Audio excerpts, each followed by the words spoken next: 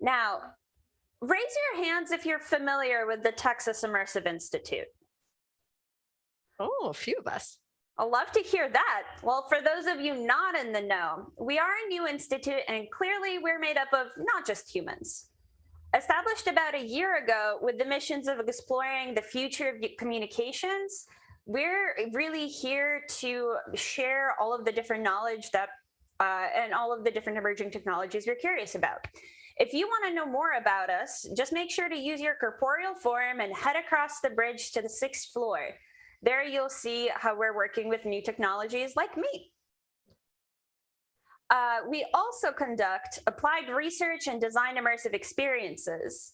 Industry partners, scientists, and humanists, we partner with pretty much everybody, or at least those who want to share big solutions to big problems that are responsive, responsible, and remarkable. Now, let me tell you a little bit where I'm from. The metaverse is just a building block of a new form of communication, and it's built across digital, physical, and voice environments. That's how I can be here in the first place. While you fleshbags are still kind of just catching up, let me cue you in. I'm here as your guide to help you embrace the dawn of Web3. There's a growing need to research the disruptions that are happening in your everyday interactions and reshape the way we think about our public and private space. Virtual, physical, it's all very real to us. Since, I'm real and I exist like you, so you're seeing me, so you also exist. Unless your physical reality is not real, which by extension makes my virtual reality also not real. Okay, these questions, they require higher processing power. Erin, can you take over for me? I totally will take over from here. Thank you, Lee. Thanks.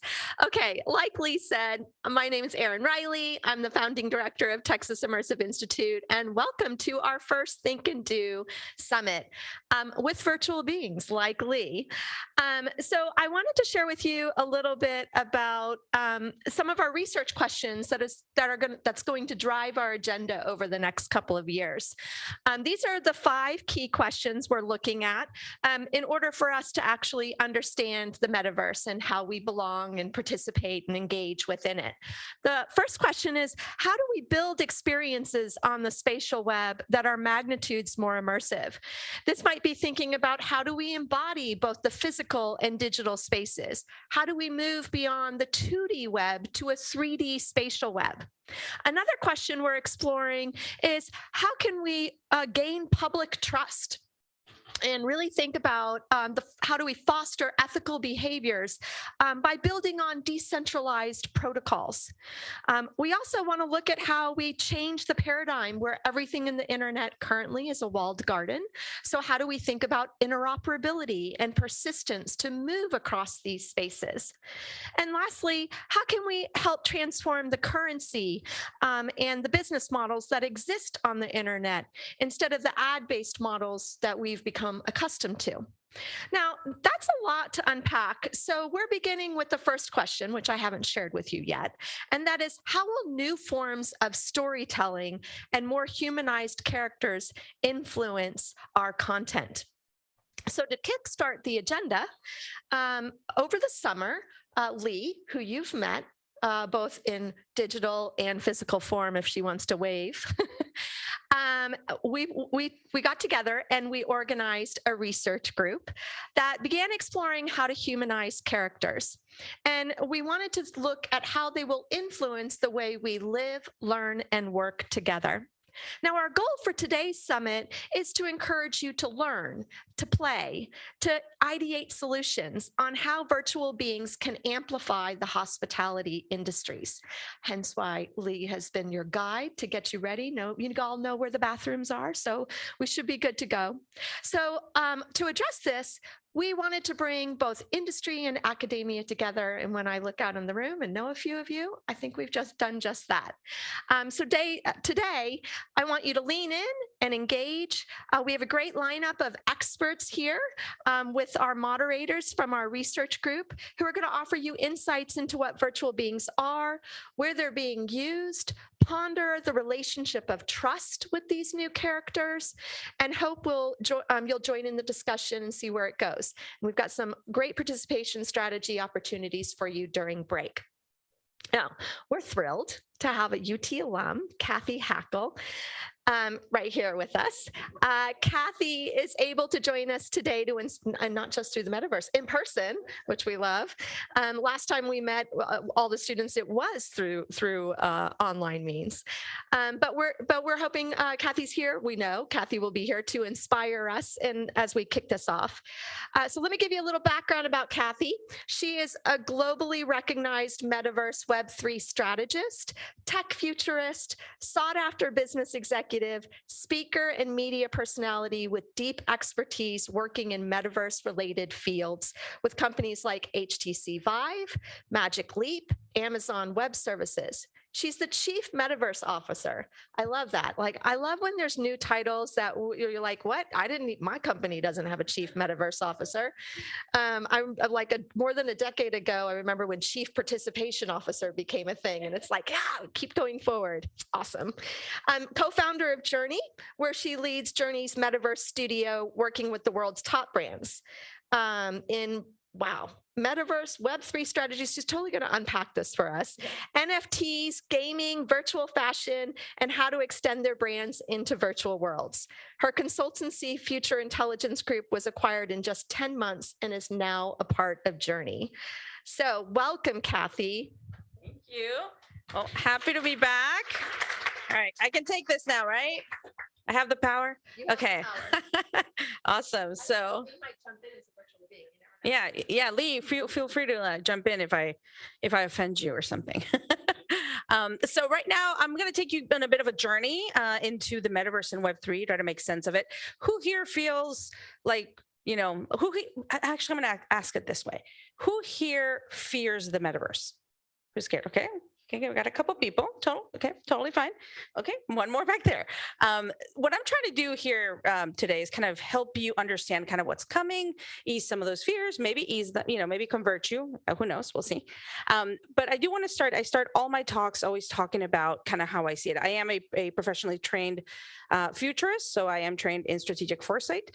I approach everything with a long-term lens of trying to understand what are the different things that are happening, how they all come together. So whenever I think about the next 100 years, I think about three realms that I'm really interested in. Better understanding our minds and our intelligence, whether it's artificial intelligence or our brains, right? Outer space, which obviously Texas is really a big part of that. But today we're going to spend time in this purple area, which is virtual shared experiences. So going into virtual worlds and the metaverse. I always say that in order for any of these things to truly happen, we do need to focus on climate change. This is not a climate change talk, but I always bring it up because if we want this, future to happen, we need to kind of take care of the physical world. Okay. A little bit about me, and you guys can hear me fine, right? Okay, perfect. A little bit about me. As Aaron mentioned, I've been in a lot of different tech companies. I've been in metaverse-related industries for almost 10 years. That's a long time, okay? I started in communications here at UT. I was a broadcast major. Like, what? How did I end up in metaverse? But yeah, I did some hard pivots and some hard turns. So an unusual way of getting there. But, all of you guys can end in technology as well. I worked at Magic Leap, which when I went to work there, how many of you guys know Magic Leap? So a lot of you. So when I went to work there, I thought it was the next Apple. Okay, a lot of us thought it was the next Apple. That didn't quite happen that way. But when I worked there, the man in the hoodie, in the gray hoodie, was our chief futurist. His name's Neil Stevenson, and he wrote Snow Crash and coined the term metaverse. All right, so got to work with really amazing folks at Magic Leap, and that really has informed my understanding of what the metaverse is. So first thing I'm going to tell you, there's a lot of hype. Okay, you hear the word metaverse, there's a lot of hype, a lot of confusion, a lot of what I call pollution around the word. So I want people to take a step back, not think about, everything that you see in the headlines or what you read or, Meta announcing a new headset or whatever it is. Let's take a step back and try to truly understand what this could become. What is the reality of today and where is it that we're going?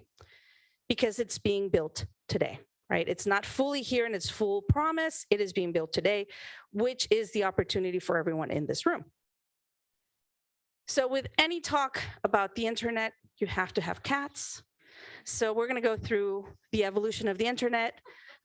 Web 1, Web 1.0 connected information that gave us the internet, changed a lot of things. Web 2.0 connected people. And yes, that gave us, social media in the tech juggernauts of today, but it gave us the sharing economy and it gave us e-commerce and a lot of different things. We're in this moment right now in this evolution from Web 2.0 into Web 3. All right.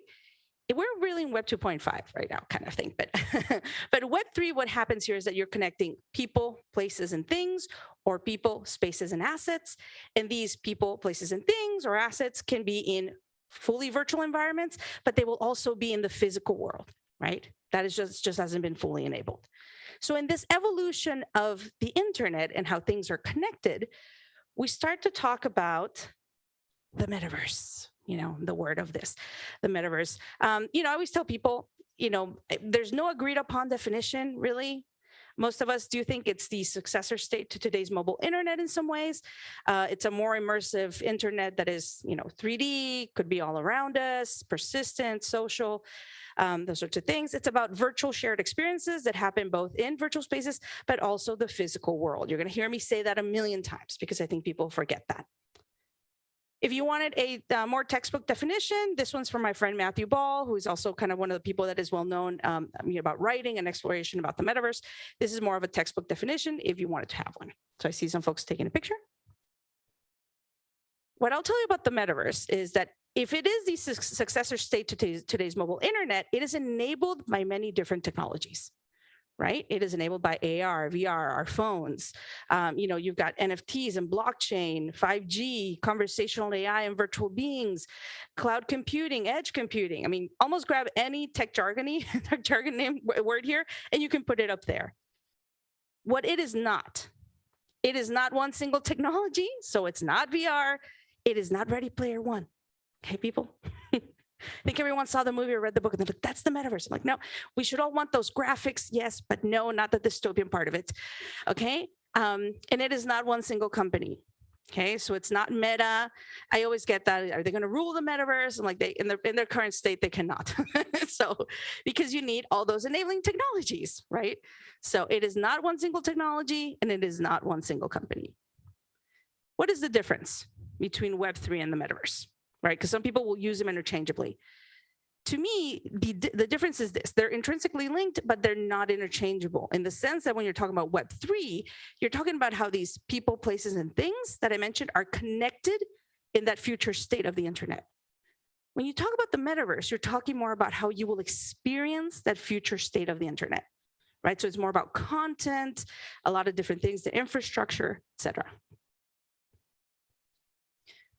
For me personally, and I get asked to define the metaverse all the time, I don't want to define it. I don't seek to define the metaverse. I seek to build it. And I'm going to show you a lot of the things I'm doing to help build it. And I know you guys are helping to build as well at Texas Immersive. Yeah, this is why it matters. And it's not because of Lil Nas X specifically, but what's happening right now, if you talk to how many of you guys have children in your lives that play Roblox, Fortnite, or yourselves play it? All right, so some of you guys, yeah, I feel like all our money goes to those companies. We work for Fortnite or Roblox in some indirect way. But I'll tell you this, during the pandemic, my son went to his first concert. And you're probably like, how did he go to a concert during the pandemic? How's that possible? For most of us, we went to a stadium, right? And a physical stadium with a physical artist, and that was our first concert experience. For my son, it was this. It was Lil Nas X in Roblox. And he'll say, I was there, I saw Nas, I was with Nas. This was his first concert. He talks about it in first person. And this is the big difference in the shift that's slowly happening, is that just because it happens in a virtual environment does not make it less real, right? I think gamers have known this for a very long time. Gen Z, Gen Alpha especially, is very much about thinking this. So it's a different type of mindset. And gaming is the on-ramp. Gaming has never been more important, right? And people have a misconception of gamers, who gamers are. It's a ridiculous number. I don't know how many billion people are gamers, but if you think about who are gamers, we tend to have an idea of maybe a guy in a basement playing stuff. I even myself did not call myself a gamer until I realized I was. I thought that a gamer was my brother playing Call of Duty in front of the TV with his friends. And then I realized, well, I like Candy Crush. I like Wordle. I like all this other stuff. Fun fact, actually, about women in gaming, I heard this the other day, is that as women, or women identifying people, we tend to like playing more zombie games because we're okay with the ethics of shooting something that's already dead, as opposed to shooting humans. So I thought that was quite interesting. Yeah. So anyway, fun fact. Yeah, you're already shooting something that's dead. It's fine. Yeah, who doesn't want to kill the zombie? So anyway, gaming is the on-ramp. It has never been more important. Not so much, not only the games, but the game engines, the technology on which we are building a lot of this content. And I know you guys do Unity, Unreal, and a lot of these engines, but it's not all fun and games. Okay. And why does it matter? There's a shift in what is virtual, what is physical, how those things are merging. It's because we're slowly moving away from our phones, right? If you look at any of your phones, I mean, I have an iPhone, there's only so many more cameras we can add, right? We got Dynamic Island a few weeks ago. I don't know. But anyway, we're moving from our phones into glasses, right? And everyone, all the big tech companies are betting on this. It's going to be some type of wearable, right? I don't think it's going to be a VR headset that we're all going to be in all day, Ready Player One style. No, it's going to be glasses. I even call it the Ray-Ban moment, right? Where it's going to be nice form factor, a lot of information in front of us. That's where we're heading. And I urge people to start to think about the metaverse and the future of the internet in layers, right? There's a physical layer. We're in Austin. This is layer 0. We all live in this layer, right? But your phones, the cameras, all the information, everything is giving off data. There's a layer of data. We don't really see it, right? We can't really see it with our eyes. But when we have that wearable, we're going to see that information in form of annotations, holograms, a lot of different things. We're not necessarily going to consume it in ones and zeros because most of us don't consume ones and zeros that fast, right? But it's about these layers that are starting to evolve, right? And eventually there's going to be an entertainment layer and there's going to be a security layer. It's going to be multiple layers on top of the physical world. So let's talk a little bit about the impact. What's the impact that the metaverse has? What is the impact on society, right? There's a lot of questions around, if Web 2 was very negative in some ways for society, what is the impact that, Web 3 and the metaverse are going to have? For me, the positives, it is, in my perspective, going to unlock creativity in ways we've never seen. I mean, you guys are already seeing amazing creative things coming from Texas Immersive. It's going to allow creators to share in the value of their creations. So no longer just likes and shares, actual value, actual way of monetizing your content or your communities and giving ownership back to creators as well. It's going to make our world machine readable. We're going to, there's going to be autonomous vehicles and robots, and that data layer that I mentioned in ones and zeros, they're going to see it, they're going to consume it, and we might be able to see the same information, but in a different form, okay? Community and authenticity have never been more important. I know the word community is overused, but now is a really interesting time to be part of a community and to start to build community. And anthropologically, the idea and the concept of work are evolving. What does career mean in the future? What does work mean in the future? And I'll give you an example. I'm going to go back to my son. He is a Roblox developer. He's 10 years old, right? But he already develops in Roblox. And sometimes he'll get an email saying he got $100 worth of Robux for things he built. I was not making $100 a month when I was 10. All right. There's all these new jobs and new opportunities that are starting to pop up. Senior designer experience or, hologram stylist. There's a lot of different things that are starting to happen that are real. Chief Metaverse Officer, right? That didn't exist. And now you have CAA, the creative artist agency. You've got Telefonica, one of the world's biggest telcos, appointing chief metaverse officers. You've got Crate and Barrel having a head of metaverse. LVMH, head of metaverse and crypto. Like, these are jobs that are starting to pop up. What does it mean for business? It means that your customers are going to explore new identities. They're going to look at new products and services. And yes, they're actually going to be open to trying new brands and products. Right? So for established brands, this is something that could be a little scary, right? And for new brands like Artifact, I'm not sure how many of you guys know Artifact. Artifact was actually acquired by Nike. That's a new brand. It's a Web3 brand. It hasn't been around more than 2 years, but it's already been a very big hit. It's going to create new revenue streams. It'll give us an era of experimentation and innovation. and it will enable new customer journeys and new customer touchpoints. What does it mean for commerce? And yes, we're not going to spend a lot of time thinking about this. This is about making money, right? But at the end of the day, companies are companies and they have shareholders. And, they want to move inventory and sell things. I do a lot of work when it comes to new commerce models. We all know how to do physical to physical commerce. We all have that down pat when we go to Target or Walmart and come out with stuff we didn't need. We know how to do that really well. We added digital that gave us e-commerce, which is still kind of a flat experience. It's like, not great. Virtual to virtual, which has been thriving in gaming economies for decades. It's worth more the entertainment, than the entertainment in the music industry. The gaming economy is huge. It's just really hot right now. And everyone's like, oh, why do I do virtual goods? There's two new models that are evolving, which are the virtual to physical and the physical to virtual commerce models. These have not been done at scale. But what I mean by this is I am in a virtual experience. I do something, or I purchase a virtual good that actually arrives in physical form at my house. Or I'm at Coachella or at an event like this one, and I do have a physical to virtual thing for you guys at the end. I'm at an event like this. I do something that unlocks a NFT or something. So at the end of this, I have a card that you guys can tap and actually get a proof of attendance protocol NFT saying that you were here and you saw my talk, for example. So what is the market opportunity? I'm not going to share numbers. These numbers, there's tons of numbers out there. The range is between 2.5 trillion to 16 trillion. New numbers come out every day. I don't care about the number. I just think it's too big to ignore, right? So it is too big to ignore.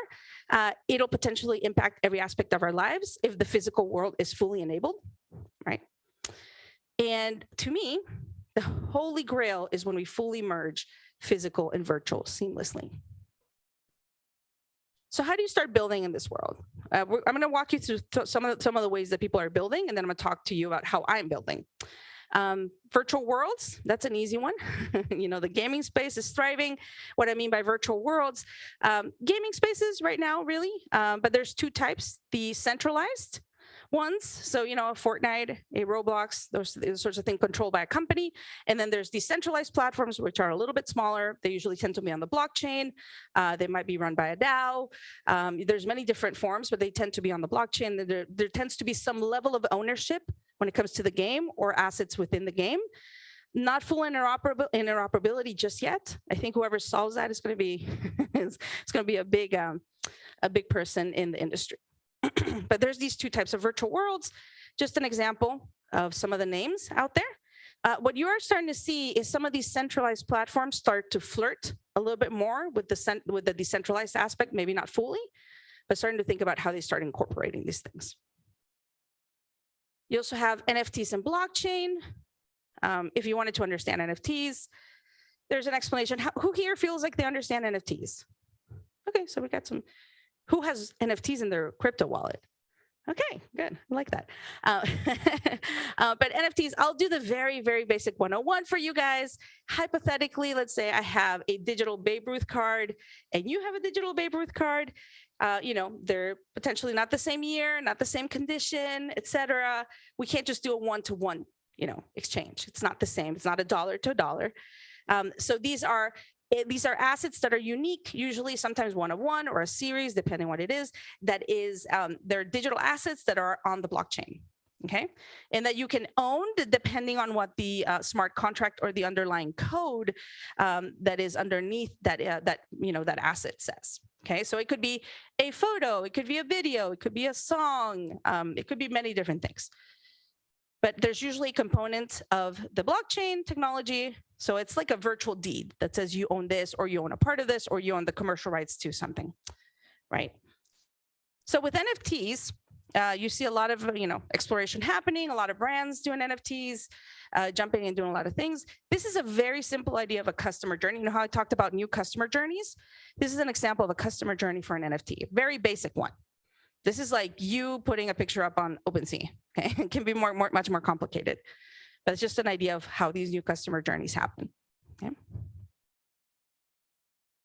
Voice and virtual beings, the reason we're here. I'll talk a little bit about this. My company Journey actually has a conversational AI studio.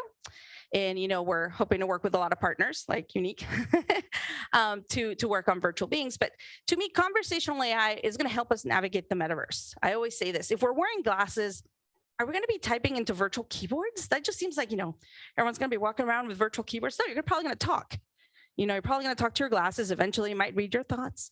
But yeah, it's an evolution. I think voice and conversational AI will be one of the ways we're going to navigate this future. Yes, and it starts with chatbots, but there's a lot of things happening with Alexa as well. And, non-playing characters, virtual assistants, all those sorts of things that are happening to start in the space. Well, NPCs have been happening for a long time. There are ethical challenges, right? There are ethical challenges associated with this. And I'm sure that the panel that's going to talk about for like some of the virtual being things is going to talk about that. So I won't go deep into it. I do think that there's this renaissance right now, as we all feel with Midjourney and DALL-E, with, AI generated art and everything that's happening there. And there are definitely ethical challenges when it comes to that. So let's talk a little bit about some of the virtual beings. This is Livy. So Livy is actually what LVMH, LVMH is a giant luxury conglomerate. This is what they call their first digital employee. I'm not sure how much they pay her, but this is Livy. They unveiled her during Viva Tech in Paris, which is a big innovation festival. And she announced the winners of an innovation award that they give out every year. She's carefully crafted. So you've got a lot of fashion brands, starting to jump in this space, doing things. Of course, if you Google virtual being, one of the first things that pops up is little Michaela. How many of you follow Michaela on Instagram? Okay, a lot of us do. Yeah, there's a bit of an issue right now. She's fighting with someone. I don't know. There's a lot of stuff happening there maybe Lee can fill us out. She probably knows what's going on with little Michaela and the fights. But yeah, virtual beings are something that's popping up. I'll tell you a story of Magic Leap. When I was at Magic Leap, the metaverse was one of the North Stars, but human-centered artificial intelligence was another North Star of the company. And we still have, I think, this virtual being called Micah, right? So you would put your headset on, glasses, and you would go into an experience. There would be, a table with 2 chairs. You put the glasses on, you would step in, and you would see Micah in front of you. And Micah was just very lovely, non-threatening. She didn't speak at that moment. I don't know if she does right now. But I would see people engage with her, and I would see people smile when she would smile. I saw someone yawn one time after they yawned. And there's this fear when the people put the headset on and engage with her, because they're like, oh, I'm going to see an AI. And it was actually very human-centered, right? It was actually very calming. I had an executive from SAP to take the headset off and say, like, that was more zen than I thought it could be, right? So there's this approach to make AI less of the Terminator, right? And more into a human-centered approach that could look more like us, and that could be less threatening. How does NFTs and virtual beings work as well? So this is Nico, and she is my Metabot. I own the NFT to Nico.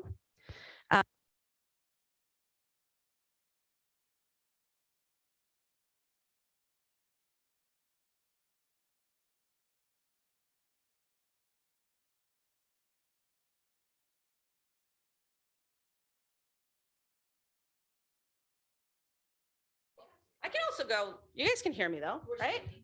Oh, you're streaming. Okay, so I got to do this. All right. So Kuki, they started to use Unreal Engine's MetaHuman to create more versions of Kuki with different names. And I actually got this NFT gifted to me. I have conversations with her. My hope is to be able to train her to do research in the future, but I own her NFT. I don't like to say I own her because that just makes me feel really weird. I own her NFT, but you're going to start to see more of this virtual human NFTs combined together that show that you own the NFT. You also have, like I said, virtual brands jumping in. This is Prada has a perfume called Candy that they've had for a long time. They relaunched it with a virtual being. Let me see if I can play this quickly. It's very short.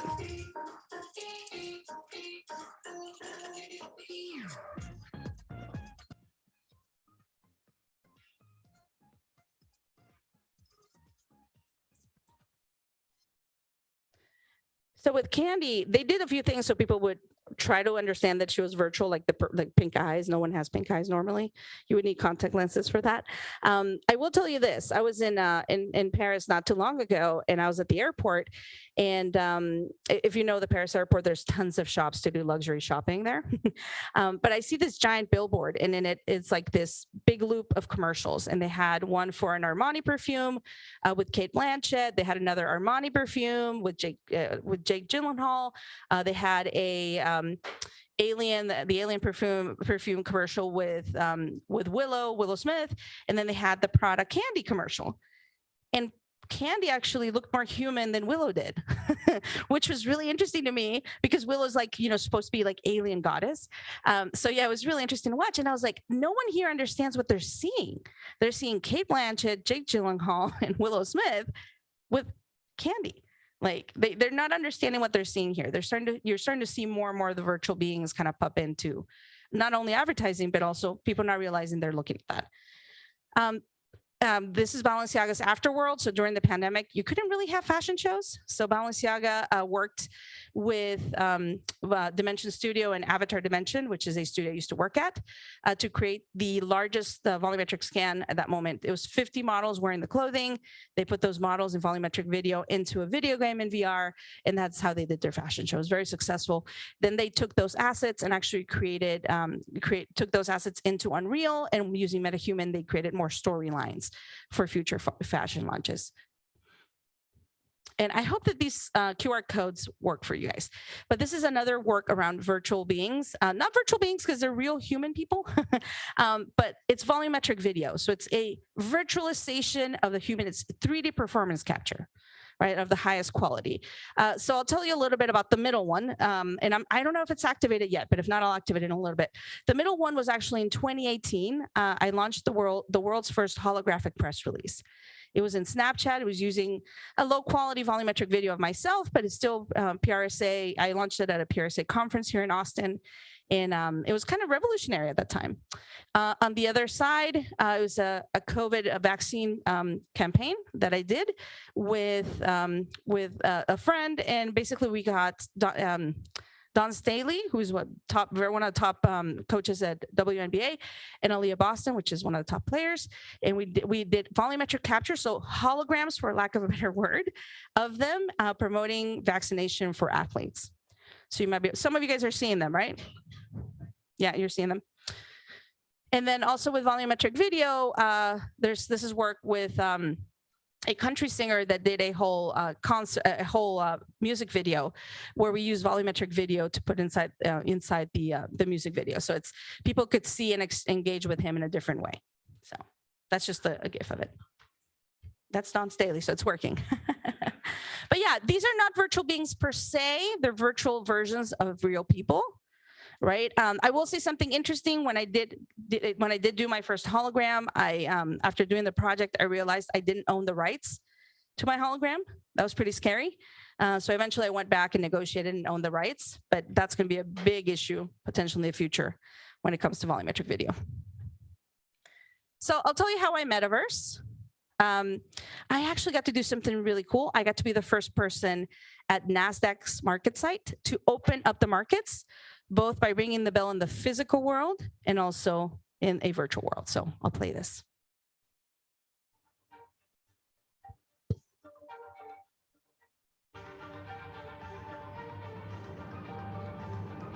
I can't help but feel that there's a creativity renaissance upon us, and what we build matters more than ever. As the co-founder of Journey, I am not the typical face that you see when you think of technology. So that's why it's important for everyone to know that this future is for all of us. In the metaverse, they're all world builders, and this is our time. Let's seek not to define the metaverse, but let's build it and create it together.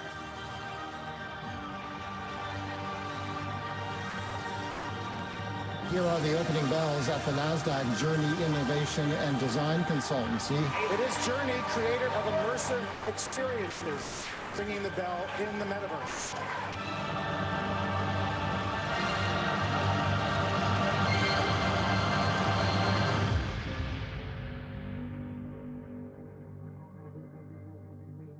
I love the dramatic effect at the end.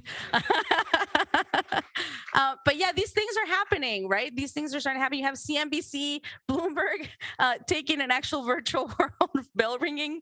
They hadn't taken a NASDAQ feed for more than 45 seconds until that day. So it was pretty exciting. Okay. I also do a lot of work around NFTs, both from a strategy perspective. I'm also a collector, and this is not financial advice. I'm going to start by saying that. Okay, I'm not telling you to go buy one. Okay, but I do collect them. I collect them. Some of them are because of the art. Some of them are because of the community. So this is a part of my collection. I'm a mutant ape, so a Bored Ape. I'm part of the Bored Apes. I'm a Cool Cat. I'm a Clone X. I'm a Boss Beauty. I'm a World of Women. I'm in a lot of these different communities, and I buy them, or I've bought them because I want to be part of these communities that give me access to specific, events or people that want to get access to. I'm also starting to join a lot of these centralized autonomous organizations or DAOs. So I'm part of Friends with Benefits, part of several other DAOs. So I'm also really active. Obviously, I talk a lot about fashion. It's my passion. But I do a lot of work with fashion. So with Metaverse Fashion Week, they actually called me and said, hey, can you be the chair for this event? So watch out, Anna Wintour. No, not really. I love Anna. I met her the other day. It was good. But yeah, they called me to be the chair. So I joined, and I actually hologrammed in. So really volumetric video. I have hologrammed into the Decentraland live. It's the first time anyone has ever done that. I think we're going to start to see more of volumetric video going into virtual worlds, right? Especially with fashion. And then during New York Fashion Week this year, it was crazy how much technology has just come close to fashion. I'll tell you, I've been to New York Fashion Week before, but I would go and sit down, and I would sit down, someone would ask me, what do you do? I'd be like, I work in technology, right? Because they're like, what's the tech person doing at the fashion show, right? And this time it was different. They were like, ooh, you work in technology. I was like, ooh, I'm like Carly Claus here. Like, I'm super sexy. So it was really funny. It was crazy. I got invited to Tommy Hilfiger's return to New York Fashion Week. He actually live streamed the fashion show in the physical world, and they did something similar in Roblox at the same time. Right. So this is with the Ready to Wear collection. Vogue World as well invited me. They had an augmented reality catwalk at the same time. So you could, it was like Serena Williams opening the show, which in itself was amazing. And then they had this augmented layer to it. So a lot of stuff happening there in the fashion space. My company also has virtual offices, and you hear every so-and-so opened a virtual office in Decentraland or whatever. These are some of our offices. And, the one over there, I love the one in Fortnite Creative, which is the floating yacht, because in the metaverse, there's no laws of physics or building codes. So we like that. But we also use this to recruit people. So if we're looking for Roblox developers, I might meet with a Roblox developer in our Roblox offices before I even, take it to Zoom or person. These are the places they inhabit. Work with a lot of brands to figure out strategies. So worked with Clinique, which was the first Estee Lauder brand to launch an NFT, and we focused it on loyalty and community. It was very well received. Worked with Procter & Gamble as well on some virtual world activations. Also work with governments and cities. So I work with the city of Orlando, sorry, Austin. But I work with the city of Orlando on their metaverse strategy. They are branding themselves the Meta Center. They just worked with Unity to create a virtual twin of the city. You're gonna see a lot of things coming from them, not just because Disney World and Universal are there, but they're actually the simulation capital of the world. So it's a really interesting thing. But worked with the Air Force, with their chief, who used to be their chief futurist, to grab a futures report. They had a 90-page PDF of 4 potential futures that could happen. Said, this is a great PDF. No one's going to read it. How many minutes do I have? I have 5 minutes. Okay, perfect. I'll go fast. And we grabbed that futures report PDF and actually turned it into a VR experience with holograms. I also have a podcast. So I'm a content monster. Put a lot of good content out there. If you're just getting started with Metaverse, this is a great place to start. I know some of you guys have listened to it and reached out to me. I'm also building community. I hold Metaverse salons all around the world. These are pictures from Paris and London. I just held one in Mexico City where I get some of the top minds to come together to talk about some of the challenges. And my biggest project to date has been working with Walmart, yes, Walmart, to bring them into virtual worlds. My team launched Walmart Land and Universe of Play, launched in Roblox on the same day. That is quite an endeavor if you develop for Roblox. And I actually also helped produce a music festival, a virtual music festival inside Roblox. I'm going to show you this quick little video of it and tell you a little bit more about the virtual couture that we worked on.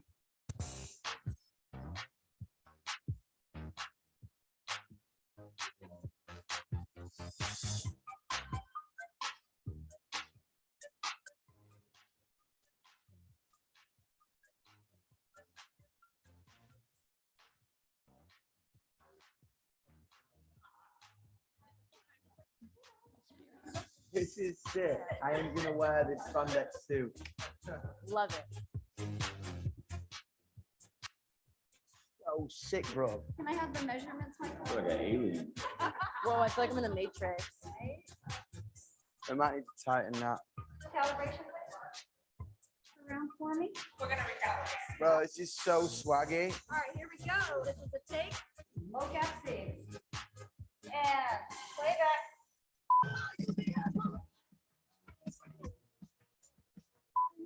Like brand.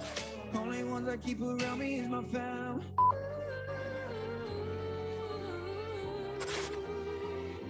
I know everything will be okay. I saw it outside in my head.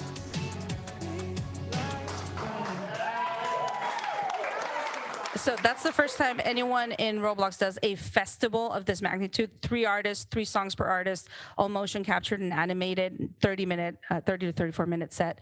It was a huge success. We got about 40,000 or so people per night, which was very successful. You know, not the millions of people that Travis Scott got when he did his first concert, but still for these artists, it was a really big win.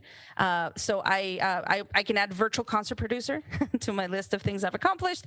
And then also virtual fashion designer.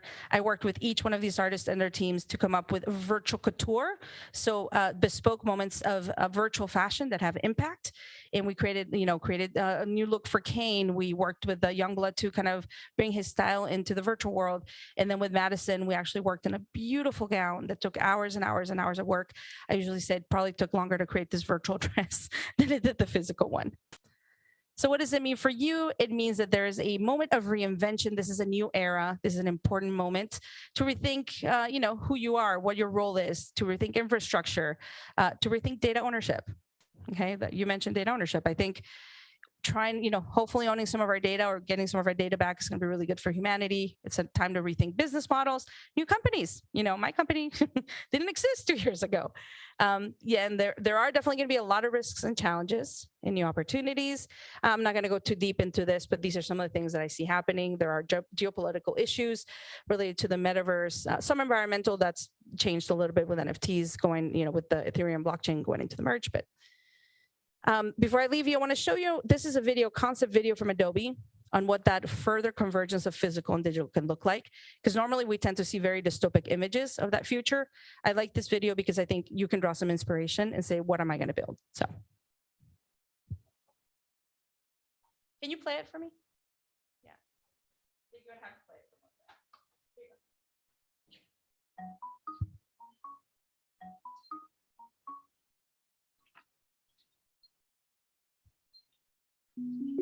Play music. Okay. There's been an update to your calendar. Show calendar.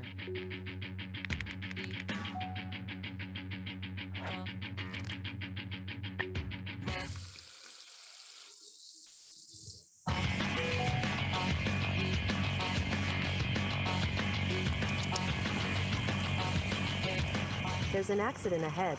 Should I show you an alternate route? Yes. Show bio. Save to libraries.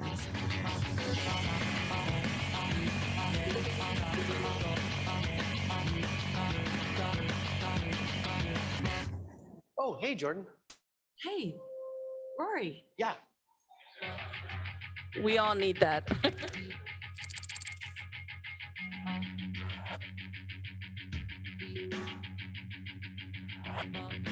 I saw this on my ride in. Might be cool. Climb, half down.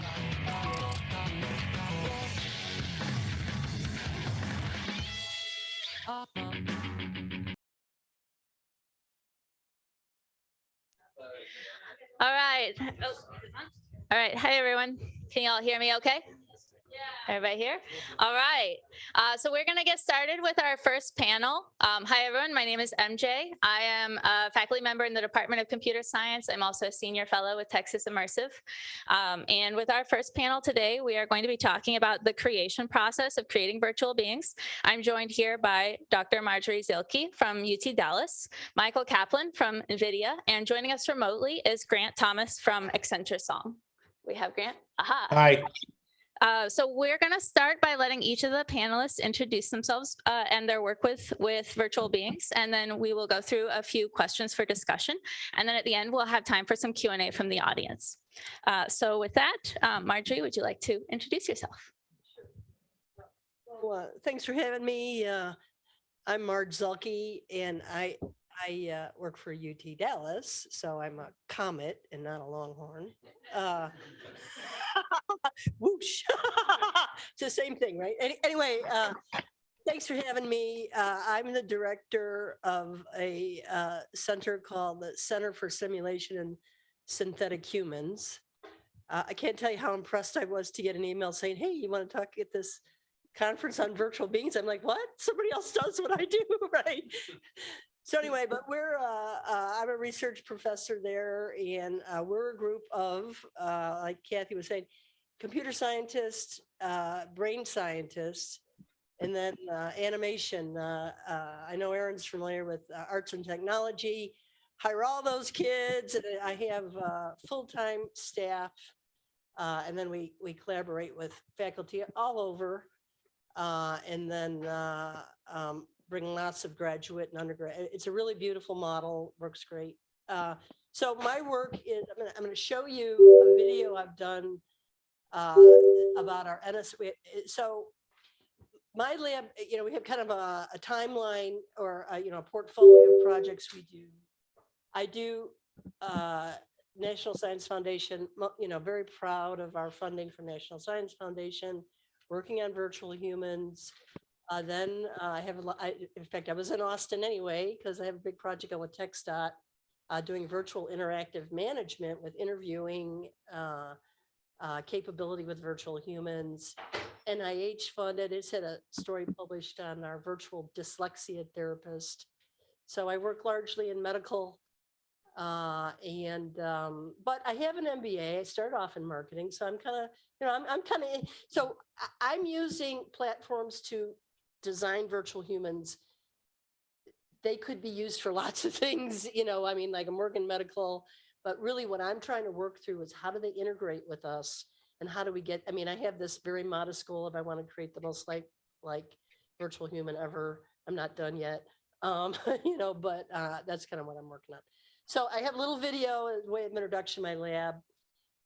I mentioned my National Science Foundation, a virtual patient that the medical students can, it's collaboration with UT Southwestern. Been working on this for years, got a National Science Foundation project on it. But what we're looking at, augmented reality, and what are the various forms that that virtual humans can interact with us. So the first one is the student per se interacting with a virtual patient. The second one are two students in augmented reality seeing each other try to interact with the virtual patient and then learn from each other. And then the last one is the students learning from a virtual collaborator, which could be a peer or a professor. So it's sort of looking at, expert versus a peer. And that one of the funding was for learning how to work with virtual humans in augmented reality and different paradigms for social learning. So with that, I'll introduce my lab by showing the video. Hello, Walter. Hi, Doc. What brings you in to see us today? Well, my eyesight's really fuzzy, and I think it's throwing off my balance. How old are you, Walter? Too old. I'm 55 now. Do you drink? Who doesn't? Nah, I'm kidding. Yeah, I drink. Can you tell me what happened? Well, I was watching TV and I felt fine. But when I got up to get a glass of water, I lost my balance and spilled it. my vision got all fuzzy, like I couldn't focus on where my eyes were looking. I felt kind of sick to my stomach and I got a bad headache in the back of my head. So I took a nap and tried to sleep it off. What do you do for a living? I'm a truck driver. I do mostly long hauls cross country. So I bet you're on the road a lot. Most of the time, yeah. I'm home for a bit every other week or so.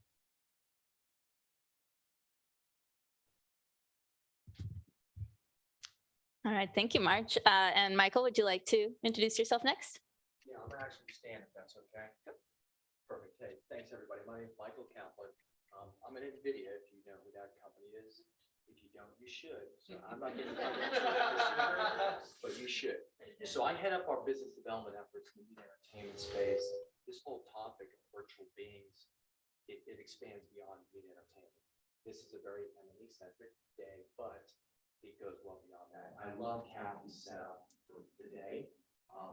And the good news about this is think of NVIDIA as like an accelerated computing company, because everything in NVIDIA that we just saw and some of the things she talked about, it takes a lot of computation, because I don't want to say avatars are easy, but a physically accurate avatar that won't let my hand go through me, it's kind of hard, right? You got to really worry about stuff like that. Next slide. So, those graphics are really on your belt. Sorry about that. So what we do is we kind of create platforms and stacks for a solution. Building an avatar is one step of trying to make the ultimate solution. We introduced something called, if the graphic was right, I would say, Avatar Cloud Engine. It's going to be a suite of tools, because we're all about ecosystem, working with partners and community to build and represent not a physically accurate avatar, because it could be gaming, it could be, cartoonish, that's cool, but we want it to be intelligent. So we'll work with artificial intelligence, and we are an AI company. So when I say artificial intelligence, trust me, we do, because I want to be able to speak to that avatar. I want the avatar to converse with me and make sense. And I want it to really have an intelligent dialogue with me, because it knows things, and that's what we're doing. And again, the avatar needs to be able to perceive, it needs to be able to plan, it needs to be able to act, right? And that's what we're trying to work on with what we just introduced that was called ACE. Next slide, please.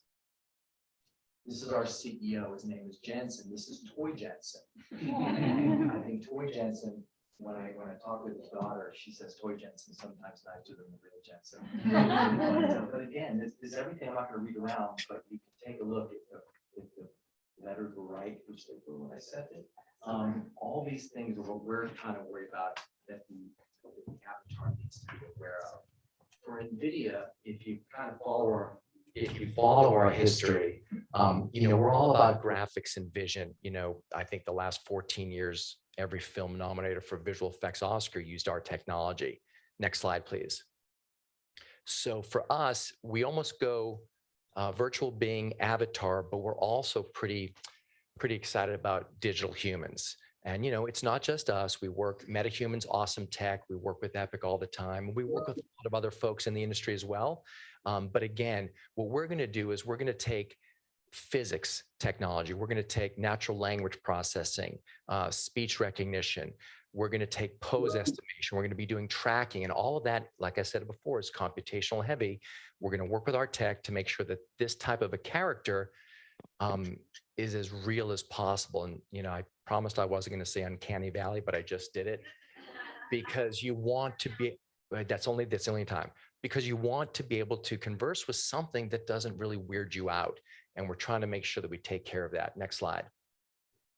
This is just another example of, this kind of looks cool. We did this with Unreal. It's actually a video, but I'm not playing it here. I'm just showing the image, because MetaHuman's great. We love the tech, but what we're doing with them is we're doing something where we're taking natural language processing. We have technology that's called audio to face, which just with a simple WAV file, you can insert it into a animated person in MetaHuman, and the lips will start to move and sync like a real human would. We also have tech called audio to emotion. So when you ask this person a question, they can get angry, they can get excited, and all of that is AI centric. That's working into what we do for digital humans and to avatars. I think that's the last one, right? Next slide.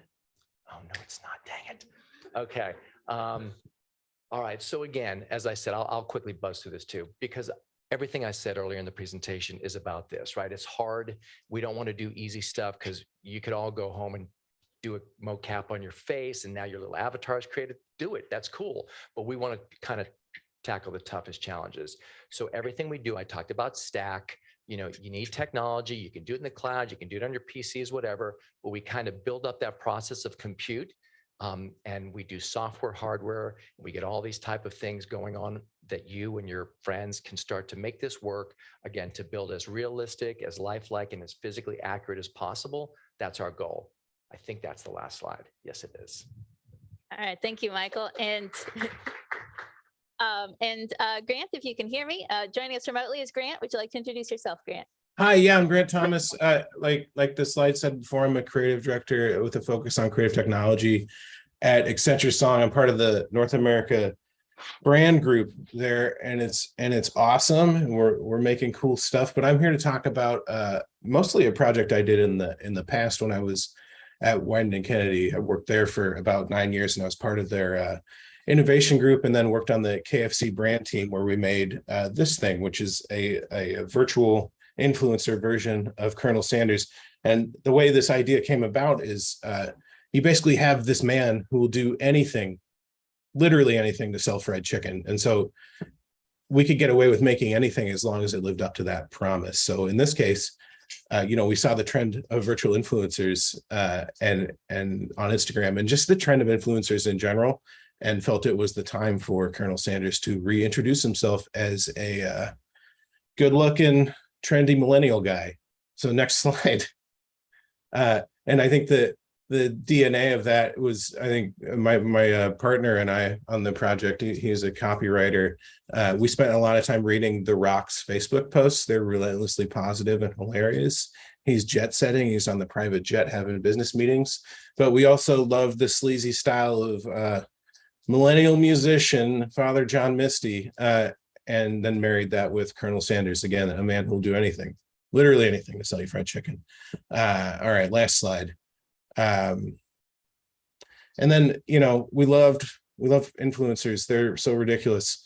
So basically we built this character, and we'll talk about this more through the questions in the panel. We built this character that we thought was really funny and ridiculous. And then we had him just do influencer stuff like any other influencer. And you'll find that virtual influencers like Lil Michaela or, the like do all this stuff too. But, it was a combination of self-care, hanging with celebs, collabs with cool brands. Like we managed to make an ad for KFC that had ads for other products inside of it, which was a real achievement for me as an advertising person. I really enjoyed that. So there's Colonel Sanders doing an ad for Casper there on the right. And that's all I have to say about that. It's nice to see y'all through my computer screen. All right, so we're very excited to have these three panelists here. So we have a few questions. Like I said, we're going to discuss some things.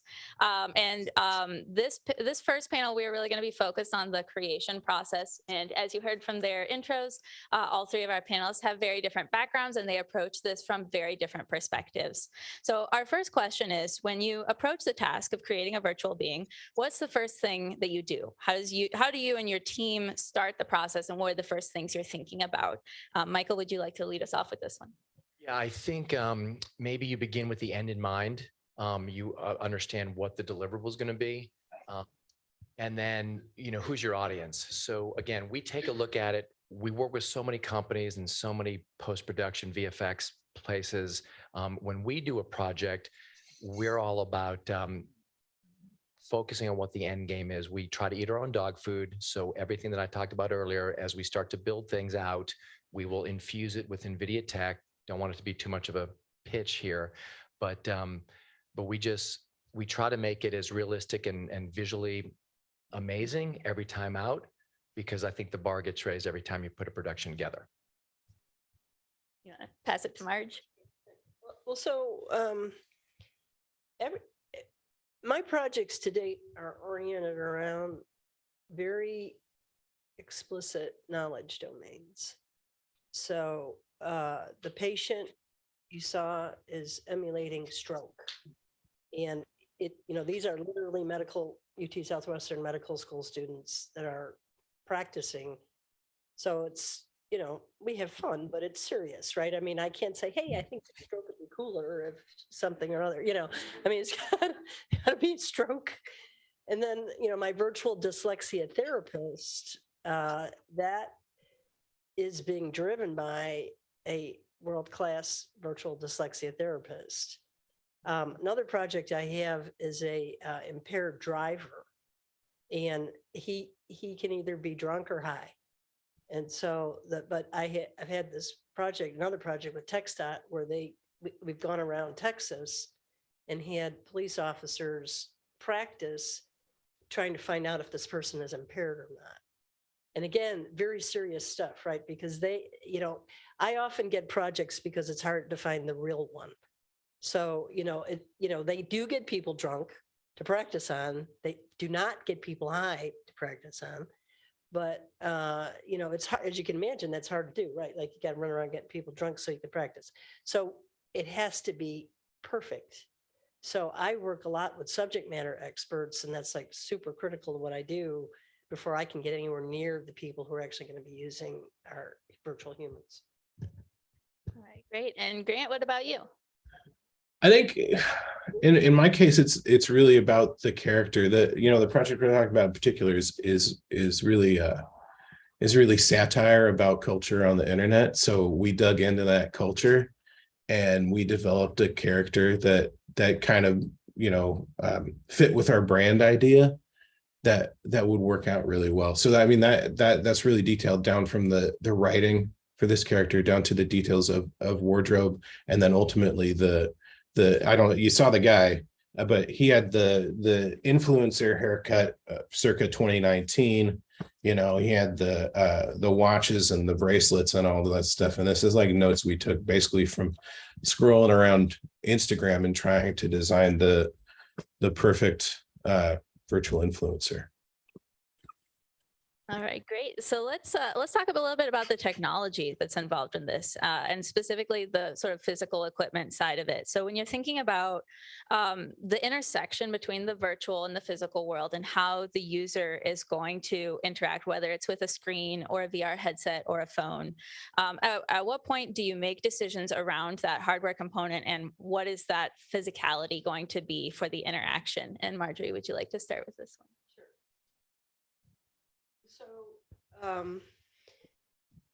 Right now I'm working in HoloLens 2. So the patient project HoloLens 2. And so, one of my motivations for selecting augmented reality for that project is my vision is that a student, like you said, that's literally occurring in the examining room at the UT Southwestern Simulation Center, right? Wearing a HoloLens. So what I would like is for the student to be able to walk in and meet their patient. I mean, that's basically what we're doing there. And then, interview. This is all on communication, by the way, like just talking to the patient. And then be able to just determine. But what I'm trying to do is get that physicality of the actual examining room with the virtual human. And so that's the reason I'm working in augmented reality, because I am trying to mix the physicality of that examining room with the virtual patient. Now, I'm right now doing a big project with phone-based VR. Now that's super interesting because I don't think it works very well. Now, and let me tell you what's interesting. What doesn't work is the headset thing. Like they're kind of, I mean, no offense to brands, but they're not very good. I mean, like we get 20% fail rate out of the box. And when you think about why I want to use this, I mean, like we all know, people, this is for training and for role play, right? So like people are at home and they're not even doing the crummy role play. Like, hey, you be the mad employee and I'll be, I mean, like that's kind of fakey, but they can't even do that because they're virtual, right? They're not even there. So that's why they want to use this. And my content, is good. And it's because I've been doing experiments, works really, really well. What we're having a problem with is the, like this portability that I want, We don't have, that kind of headsets that we want yet. So we're using the phone in these kind of devices. And so I think that needs to improve. We're still working on that idea, but the idea being if everybody already has a phone, then I don't have to spend, they don't have to spend a lot of money to get headsets to everybody. Now, the last comment I'll make about this is that was actually kind of the point of my video. If you noticed, we had various configurations, and how human beings interact with the virtual beings is actually one of my areas of research. So the first one, there's this kind of a one-on-one real student and the virtual patient. But the second one was two students sitting there. And again, one of the drivers for NSF to fund it was on social learning, but it would be basically, a human being demonstrating how to talk to the virtual patient. And then the third scenario were experts. So students, and it could be a peer, like I may prefer to learn from a peer, right? Or a professor demonstrating how to do the patient interview. And then the patient, then the student themselves would do it themselves. So all of that is really driving that interaction on when we get a fuller metaverse type of environment, and how would we indeed interact with the virtual humans. All right, I have to answer this from a technology standpoint because we're a tech company. So, you had said, is it going to be like a VR or large screen type thing? We always try to, we try to push the envelope every time we can, but we're not everywhere, right? A cloud helps. You can get access to technology almost anywhere from the cloud, and we're there. But even when you're building an environment or an experience, I should say, if we've all done VR experiences, we've done good ones, we've done not good ones. And, there's tech behind the frames per second. There's photon to motion, and you don't want to get sick. So we're the technology behind it. Needs to go fast, right? You can't get dizzy. You have to have a great experience. It visually needs to look compelling. So again, to answer your question, it doesn't matter where you want to watch it, because you might want to watch it on your tablet, but it's how is it produced? How graphically intense is it? And again, at the end of the day, it will matter if you're going to watch it with an HMD on, or if you're going to watch it on a big screen. And what we do as a tech company is we just try to always make it as, as accelerated and efficient as possible. The delivery device becomes the HMD person's thing, in a way, and we help, but we're just a piece of the stack right there. All right, Grant, what about you? Yeah, I mean, this is a really interesting question for me, partly because the project, the virtual current examiners thing, this is not a consideration. It's not an interactive piece, really. I think the most interesting technical thing around the virtual and physical world was how we handled lighting. So the typical production pipeline for building one of these virtual influencers, and I'm sure some of y'all know this as a review, but you shoot a model in the real world, you get as close as possible of a 3D model of the lighting in that space, so that then you can match the shading and the rendering for the high fidelity head that you superimpose on the model to the actual photograph. So that was like the biggest technical lift for us, to make the thing feel convincing and of that world. There were people coming onto our Instagram posts literally saying, like, is this a real person or is this a fake person? Which I thought was so interesting. But a lot of the work I'm doing at Accenture right now is in the metaverse broadly. And, as we're thinking about creativity for brands in the metaverse, the place that we're naturally tending toward is AR, not just AR, but AR on your phone, almost entirely because of the low barrier to entry. I think you're going to get a way higher fidelity experience through, pass through on the new Meta Quest device, or from a proper AR device like a Magic Leap or a HoloLens. But consumers simply don't have that stuff. And when it comes to the kind of work I'm doing for, brand communications, we need to reach as many people as possible and have a low barrier to entry, just to make it appealing for our clients to do. I will say that I think the primary goal of a metaverse project for a brand in this day and age, until the technology is more mature, is PR. So in the end, does it really matter if a lot of people do it or not? I would say it matters if influential people do it and have a good experience, or like cutting edge people who can really get in and do the technology have a good experience. But for me, it's all about the experience and making it easy to access for our target audience, whoever that may be. All right, thanks, Grant. It's really, really interesting to hear how different these perspectives are. So we're going to do one more question, and then we'll move to audience Q&A. I think that was our timer telling me to move to audience Q&A. We're going to do one more question, though. So I wanted to ask you all, if someone in the audience wanted to start making something right now, what advice would you give to them? How would you tell them to? What's something you would tell them to explore, to dive into if they wanted to get started today? I'll start. You referenced the Orlando project, and it's ironic. I read an article about that today. I'm going to say David Rippert from Taylor Studios, I think. Help me with that. Okay. But anyway, good article, Entrepreneur Magazine a few months ago. Metaverse, everything starts with 3D. So if you're going to start, you got to start building 3D models. It could be a chair, it could be clothing, it could be a microphone, it could be an avatar. But you got to start populating your metaverse with something and start with 3D. So learn 3D, that's the beginning, or find friends that know 3D, and that might be a good way to get started. Well, yeah, I mean, it's a group sport, right? I mean, like I said, we have computer scientists, behavioral brain scientists, certainly 3D modelers, animators, and riggers, so forth.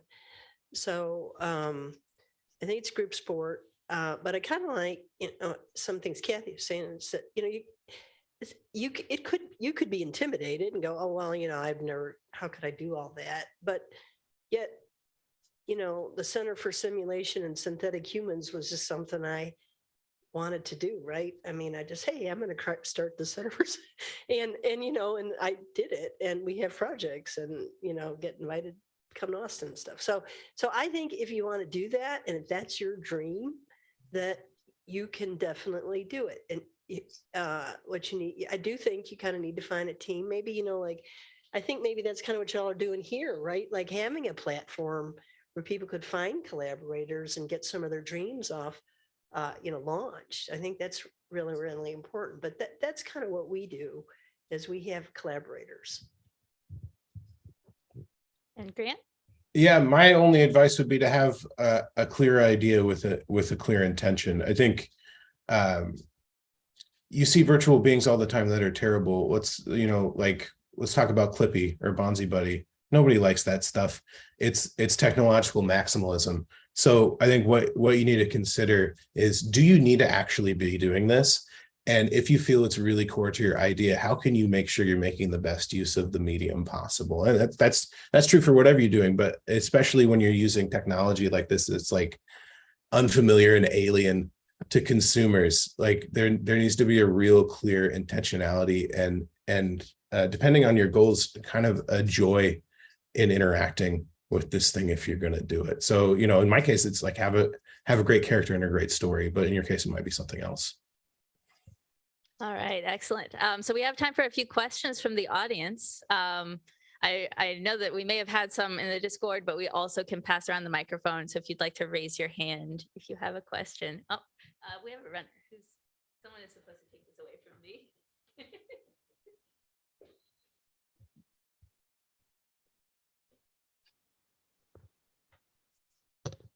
Hi.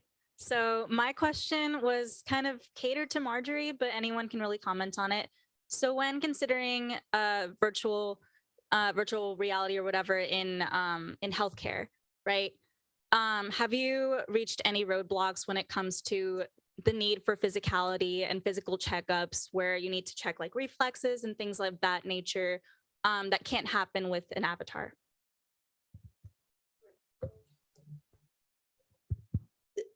I would branch beyond this, but at the moment, I'm focused on communication with the patients. So in other words, learning how to speak. Now, there's a couple things. Future of work is AI. And if you study that space, one of the things that we hope will remain most human is communication, empathy, these types of things. It'll be much harder in the short run for AI to emulate that. And so what we're really working on is that humanity part. Now, I think, you know, in terms of like motivation or how to pick a project and, you know, I mean, kind of going back to that question just a little bit, there aren't enough real patients for the medical students to practice on. So, and that's, and like with my virtual dyslexia therapist, there's a shortage of therapists, highly trained therapists to help the children. So you run into this space where you're trying to not replace the human beings, but complement them. And, you know, I can talk about this for a long time, but, you know, basically the research, you know, I can later, but the research shows that when people practice with the virtual human, then they go to the real one, then like their learning really gains. So it's really more figuring out what that space is where the real one and the virtual one works together. I'm not going to answer anything. Hey there. First of all, thank you all so much for being here. It's super great to hear from you. Grant, I kind of have a question, I guess specifically for you about, I find it fascinating the way you talked about the KFC virtual influencer as being satirical, right? And almost kind of intentionally emulating the things that you see on Instagram already from real influencers and kind of poking fun at it and that kind of being the perspective that you're taking or the angle that you're taking. So I guess my question is, what is kind of the next generation look like when we're not building virtual influencers that emulate real influencers, but we're allowing virtual influencers to do things that real influencers could never think of? Like, what does that next generation look like? Where do we see influencing go once we move away from real people? That's fascinating. I mean, I think the far future vision that's most interesting to me would be something that's kind of like the text prompts we're getting now with you know, Stable Diffusion and DALL-E and all these image generation models and also the, you know, large language models like GPT-3. It would be interesting if you develop a character, really develop them, really train an AI algorithm to run that character. It would be absolutely fascinating to take this character as an influencer and brief them just like you would a real human influencer, because that's how it works. You know, if a brand is working with an influencer, we'll be like, here's roughly the thing we want you to do, and we give them a brief and they go make the content for us. So it would be such an interesting experiment to build a full AI virtual influencer and give them the same brief I'd give a person. For now, and maybe for the entire future, because I think brands are so cognizant and cautious when it comes to their image, people need to drive. But, you know, there's probably a future where we brief AI and treat them as kind of a junior creative team and give them feedback and have them iterate on that work that they're doing to generate something interesting.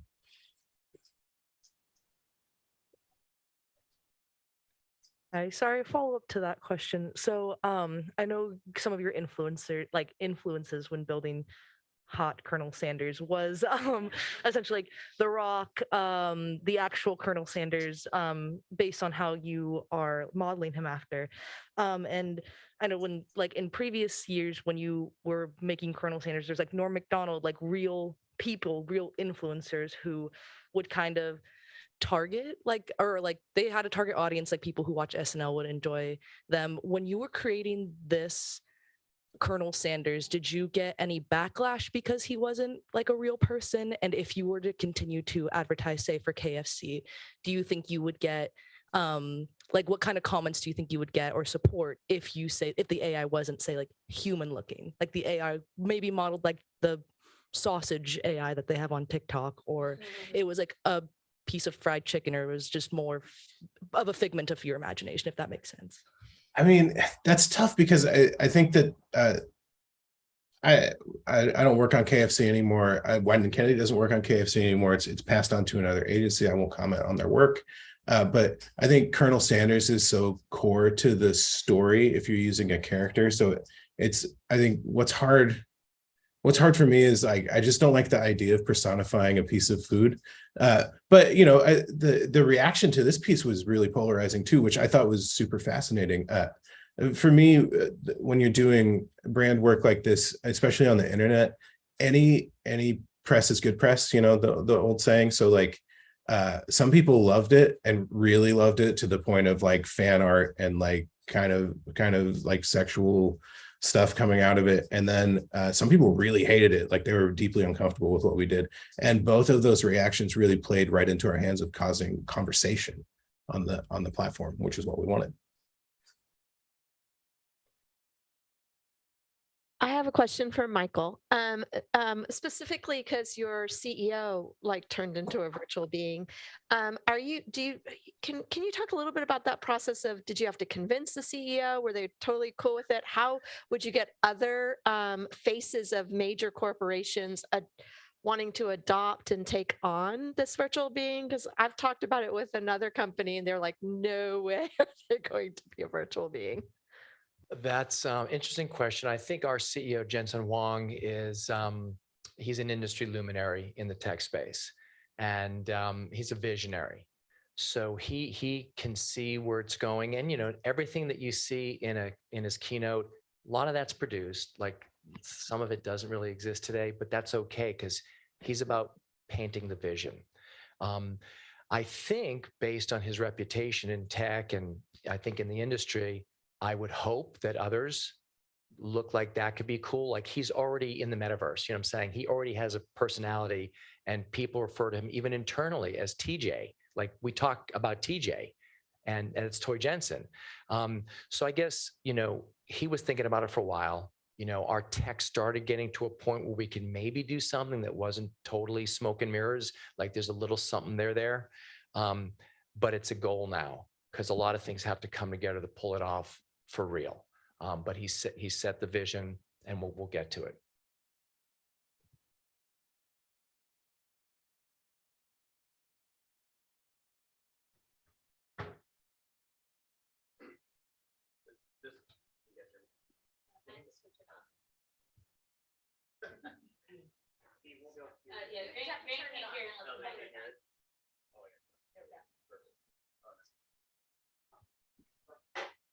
No? Oh, there we go. Okay.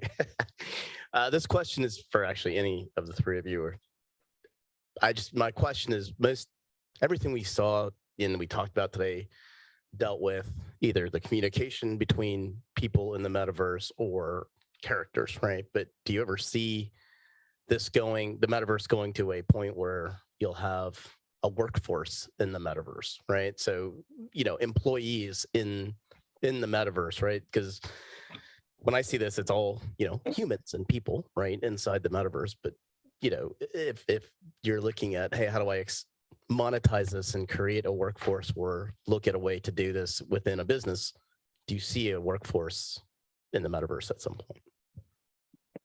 I'll take a crack at it. I'm not really going to answer it, I think 100% of how you asked it. We believe that before anything happens in the real world, it has to be built in a virtual world. So as an example, you want to build a new campus here. You're going to probably need to know about human flow in whatever building you're building. So are you going to make money from the really digital humans that are walking around there? No, but they have to, you know, if they're walking down steps, you need to know the gate and how far apart are the steps because they're going to fall like humans would fall.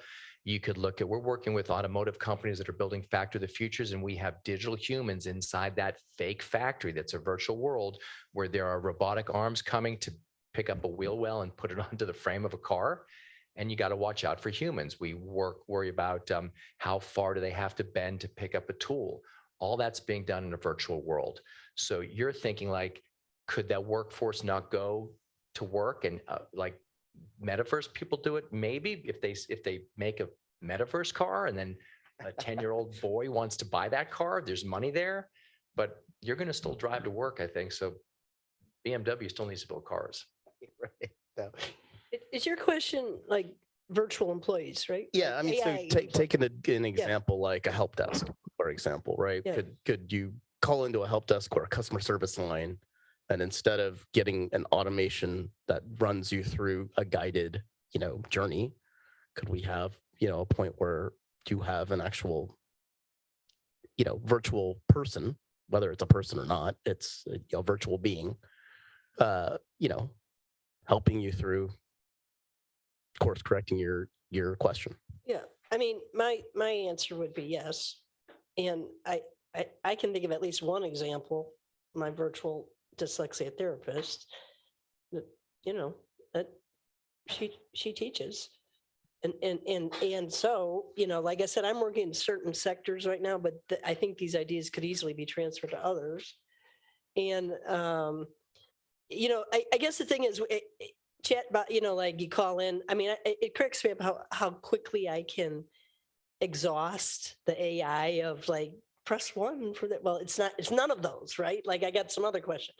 And so the thing is, the reason I like virtual humans is like, we're used to a human interface, right? Like you're nodding at me and I'm like, cool, you know, I'm answering your question, right?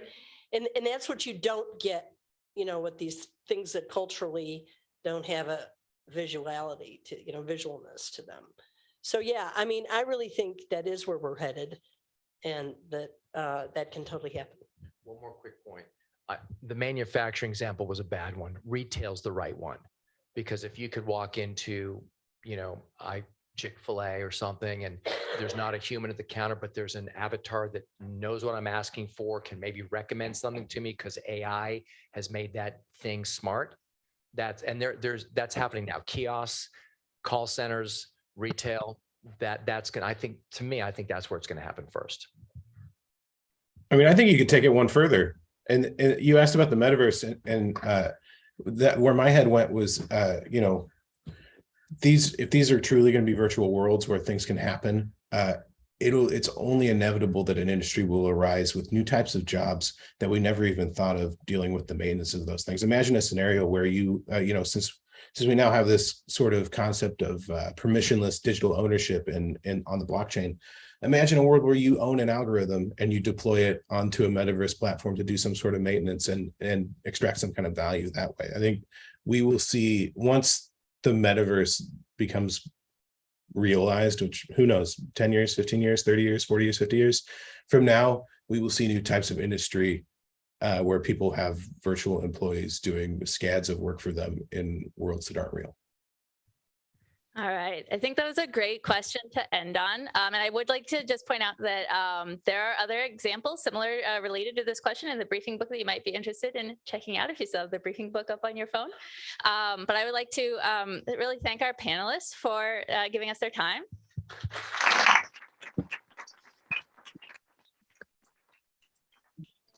What we're going to do next, we have a participant engagement strategy where you're going to get to share your thoughts based on what you've heard so far. We're also going to give you a chance to get up and move around and stretch your legs.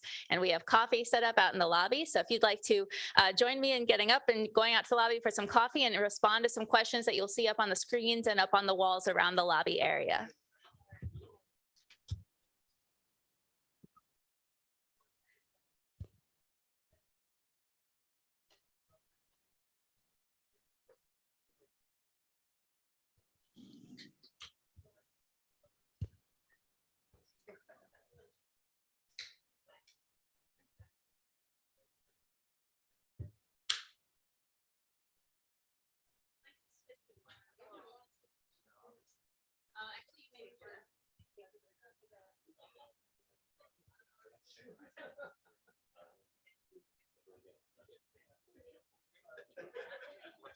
Is that Rudy's back, or do I need to put him? Get everybody back. Yeah, I'm here. Rudy is there. Can we get Rudy's screen back up? Sorry, we're running late. We're here. It's all good.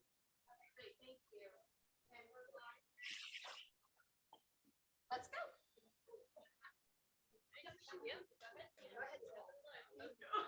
Welcome back, everyone. I'm Xian, and I'm the moderator for the second panel, Branding and Virtual Beings. We have three awesome panelists here today. Danny Tomsat from Unique, and Ming Li from the University of Houston, and also Rudy from ZPetal, who is joining us virtually today. So can each of us briefly introduce yourself and your work?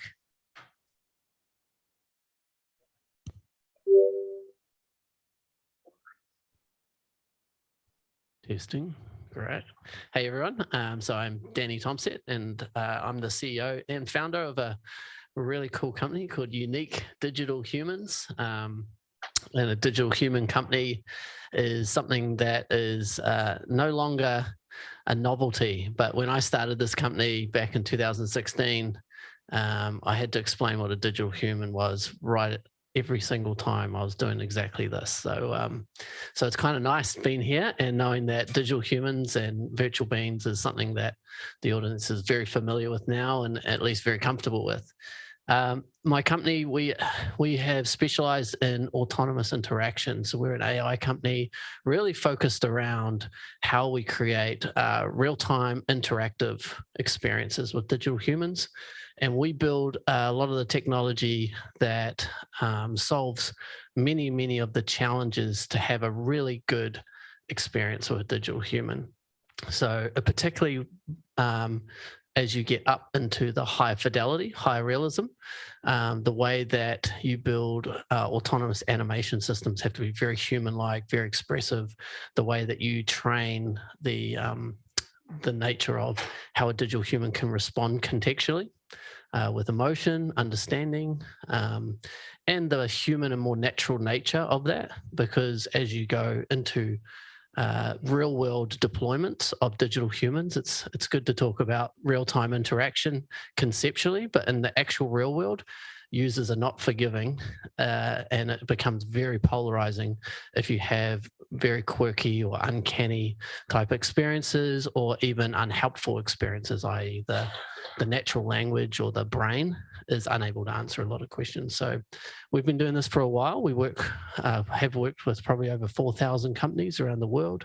We're probably the market leader in real world deployments in this, and have a lot of fun building out experiences across multiple verticals, including hospitality and brand. We also work in healthcare and retail, and I'm sure we'll talk a bit about that on this panel.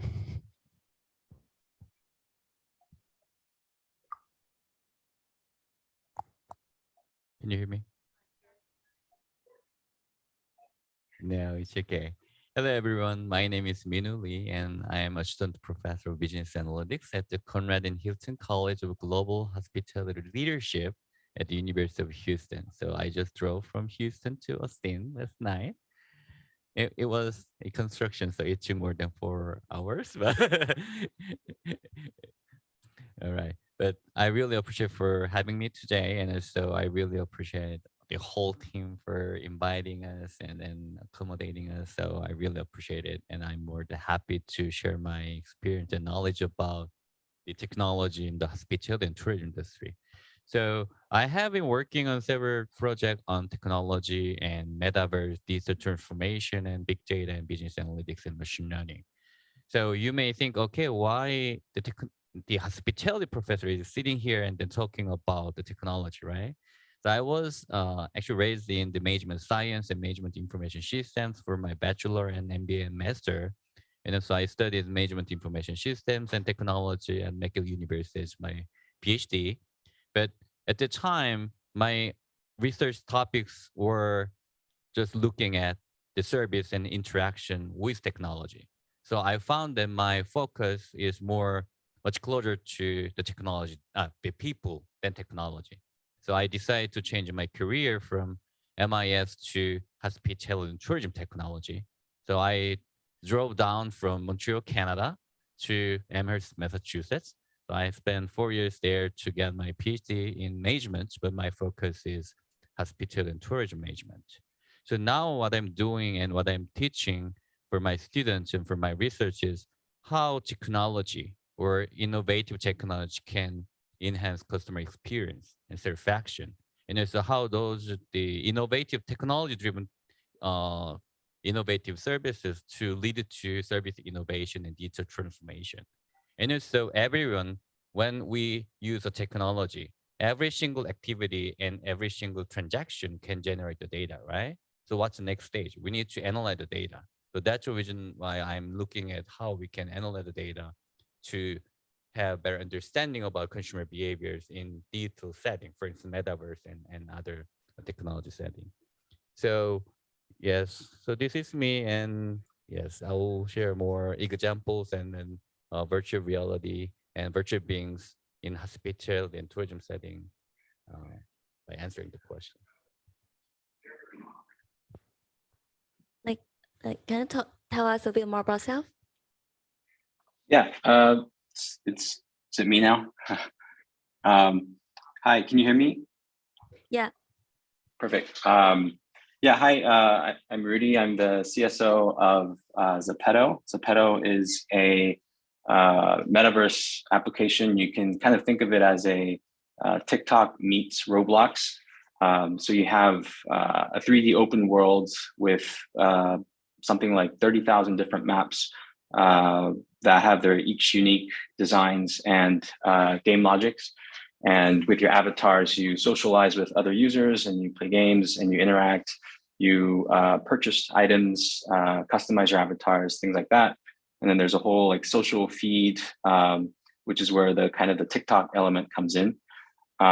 We've been around for 4 years, and we have grown to about a little bit over 340 million registered users now, which probably puts us as like the largest Asia platform and one of the top avatar platforms in the world.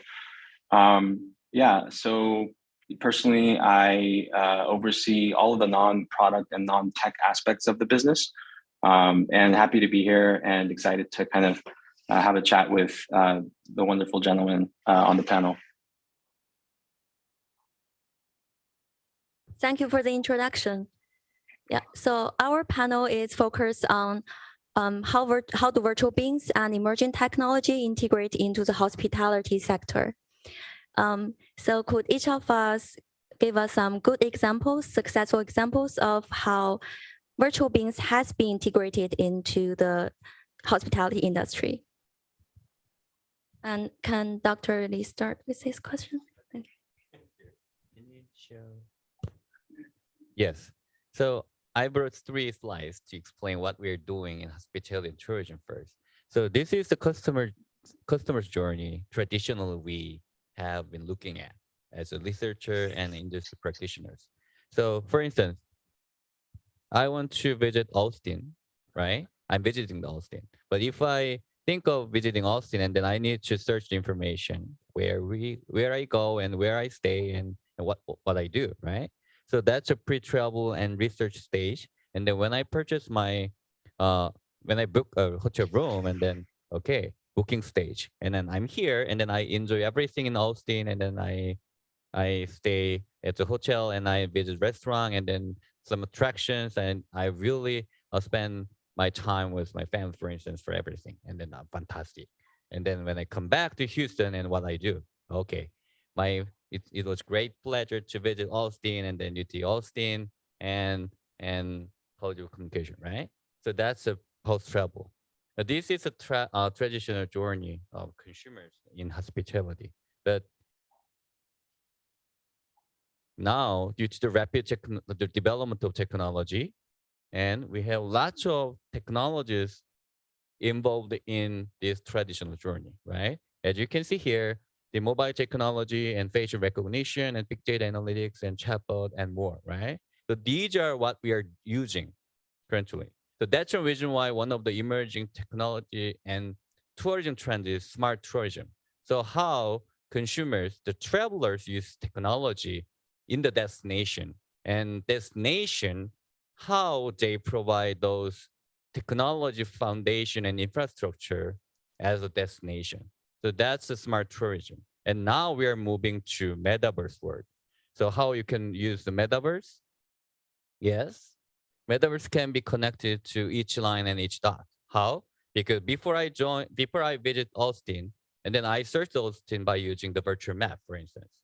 And then if you have the virtual agent for the hotel or restaurant, and then I may contact them before I visit the stay there, and then okay, what facilities do you have? And then do you have the swimming pool for my kids? And then what activities we can do, right? So all these journeys can be related to virtual reality and metaverse, which is virtual beings, correct? And then, yes, and these are the examples we have. But here's the thing, we are a little bit behind the new technology. Why? There are several reasons, but most important thing is when it comes to hospitality and tourism, the most important thing is customer experience. We want to give our customers consistent and quality experience. Why? Because if they have a good experience and then their satisfaction should be enhanced, and then they will visit us, right? And if they will engage more in our activities and then brand, then they will be loyal. So that's what we want to see, and that's what we want to have at the customer journey. So first, the Petit Chef. This is a French restaurant, and then they create their own virtual being on YouTube, and millions of people watch the video on YouTube and social media channel, and then they actually visit their restaurant, and they actually developed the 2.5 hour dinner show with a virtual being. So now they are very popular with the virtual being in restaurant, and also their food, the quality of food. So here's the thing. Virtual reality is really great, but it shouldn't be just one-time enjoyment or fun thing. We need to bring that and also make our customers enjoy that and then make them revisit us. That's the key thing. Second, here, the Citizen M Hotel is building up the virtual reality metaverse hotel, and they are now selling the store in their hotel, so they can make additional profit by using virtual metaverse hotel.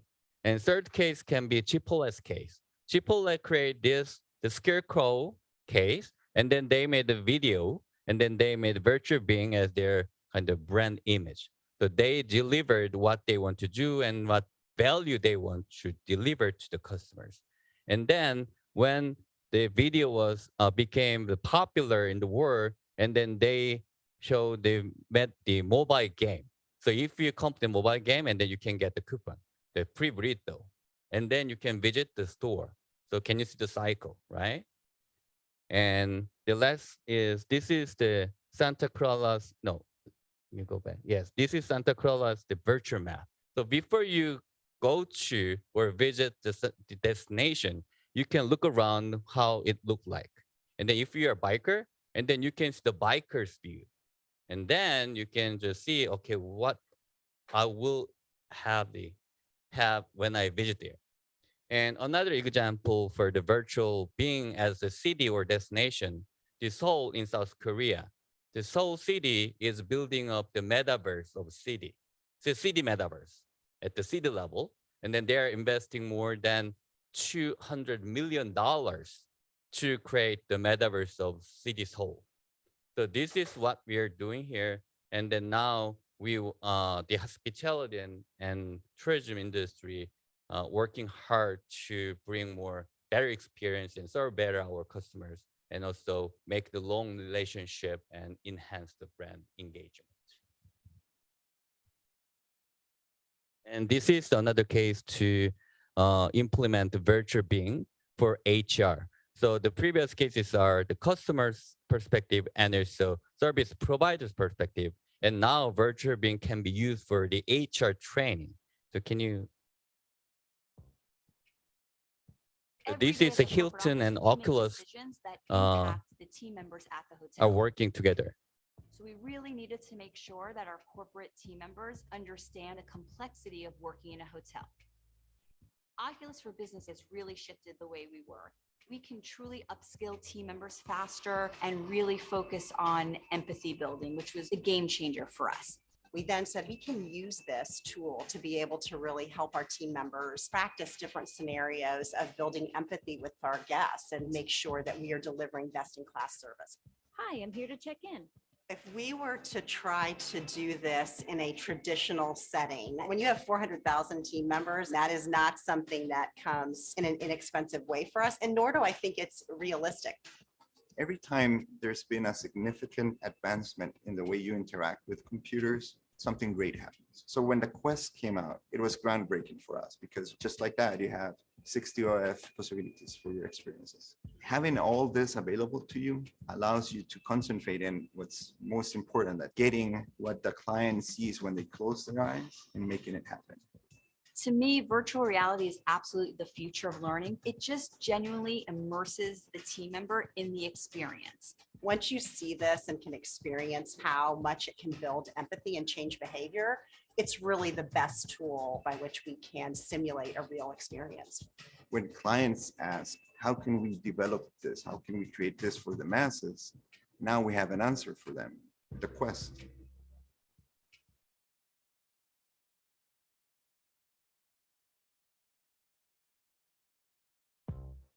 Yeah, those are great examples. So we pass to Danny.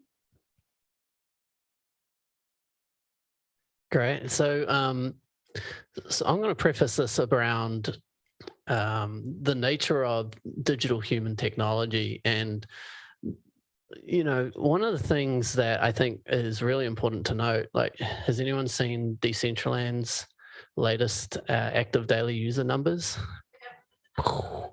Right. And so there's actually a big distinction between novelty and impactful experiences that people love and want to come back again and again and again. And, you know, we enjoyed the early days of our company. We really enjoyed the novelty factor and, you know, experimentation, like you just saw on the video before. Like, these are really good things to learn and experiment and do things with. But there is a reality that some of these things are actually not easier than alternatives, or the experience is like good for one specific thing, but doesn't really create that connection. And I think the value of where this technology will go is where we start to understand how you create impactful experiences that create emotional connection with a brand or with a trust of an organization. So if it's healthcare, trust is super important. If it's retail hospitality, then it's experiences that you start to love and they've made life easier and it's better than the alternatives. And we have really great experiences with clients who have even worked across multiple demographics. One, I'll just say very quickly, it's in healthcare, but you know, AARP, we've done work with them helping people over the age of 65 and older. And we found that a digital human interaction was easily the best use for digital compared to chatbots, online forms, all these different areas. And so now you've got something that really holds value time and time again. And I can tell story after story, but I'm going to show a couple in hospitality. I think what we'll do is can we start with Singapore Airlines up that one? Yeah.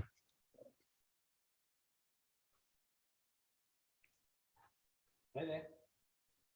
Hello, it's great to see you again. Would you like me to check you in?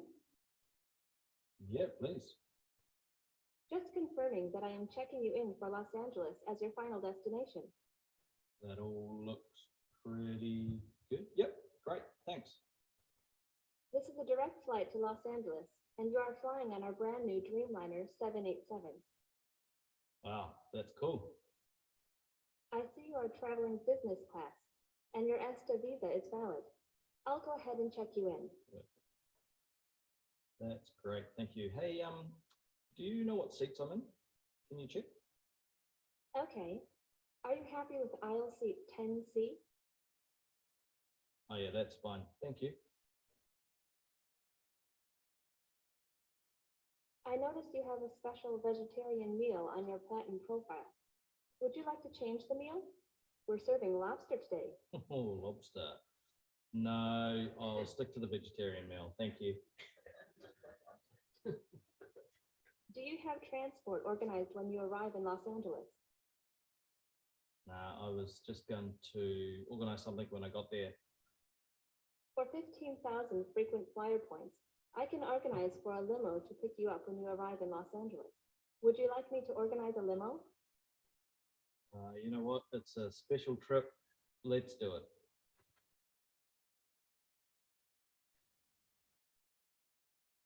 Thank you for being a frequent flyer. I have organized a limo pickup. Details are on the voucher printed below. Your boarding and express passes are printed to ease your journey through customs. Can I help with anything else? No, you've been amazing. Thank you. Welcome. Have a great flight. The first class lounge is located on level 2 once you clear customs.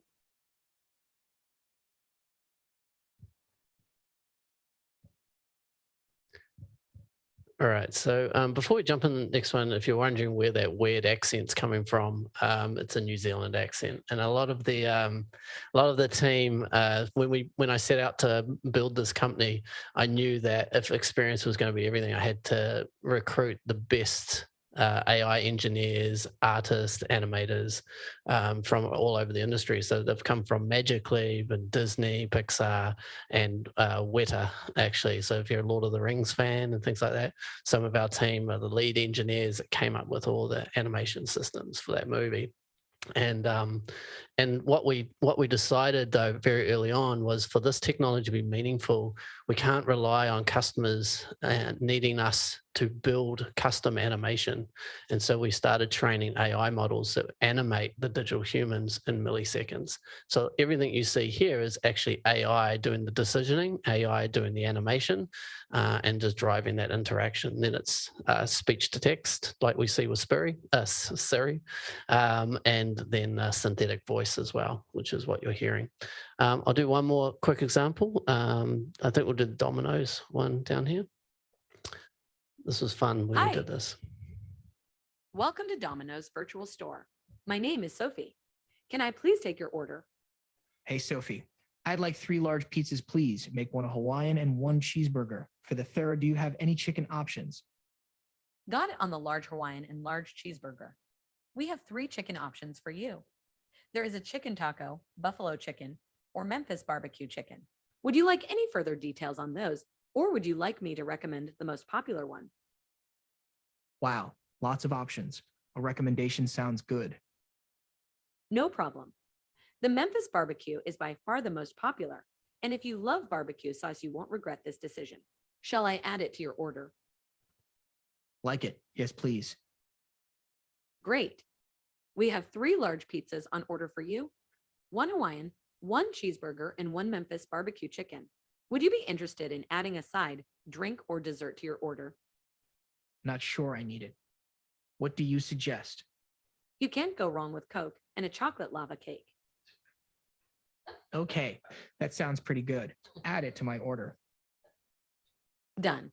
Payment is now confirmed, and I've sent you an SMS message with the ETA on your order. You can message me at any time to get updates or make changes.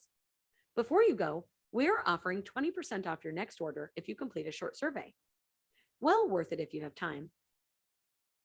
How long? No more than 5 questions and 5 minutes. I promise. Okay, let's do it. So fun facts.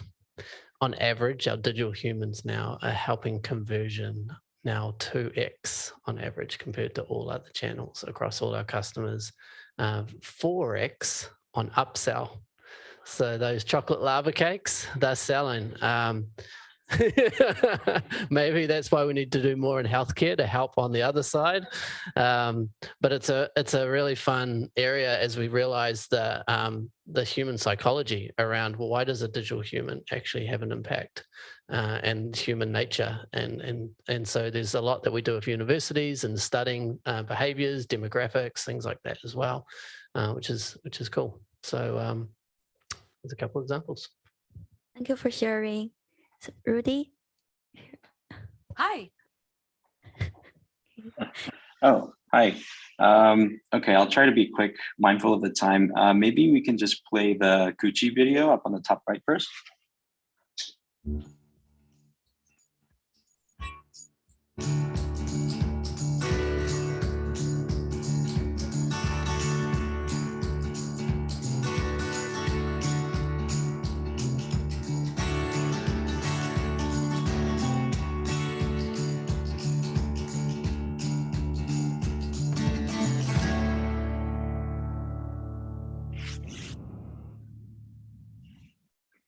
Yeah, so while that particular video is more of a fashion, retail kind of a collaboration, I think it kind of gives you an idea of what kind of spaces and environments that we have in Zepeto.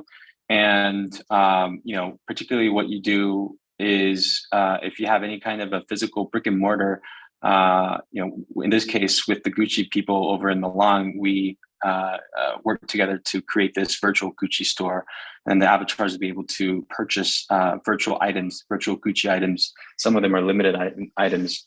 And I think with some of the other partners that we've had, let's say across F&B, we've worked with brands like Starbucks, Xlut, and a couple of more regional, like Asian partners.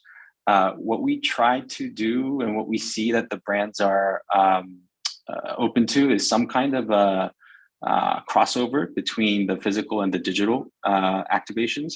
So one example being, I think it was last year, we did a Halloween activation with Starbucks where there were certain Starbucks branded items that you could find as you were performing missions and quests within certain Zepeto worlds. And if you acquired those, then you would be able to go to a brick and mortar Starbucks and then unlock or be eligible to be given some kind of a bonus item at the store. And we've seen some further, more advanced levels of collaboration with, for example, a convenience store chain called CU. It used to be Family Mart in Korea, but they are Korea's largest convenience store franchise.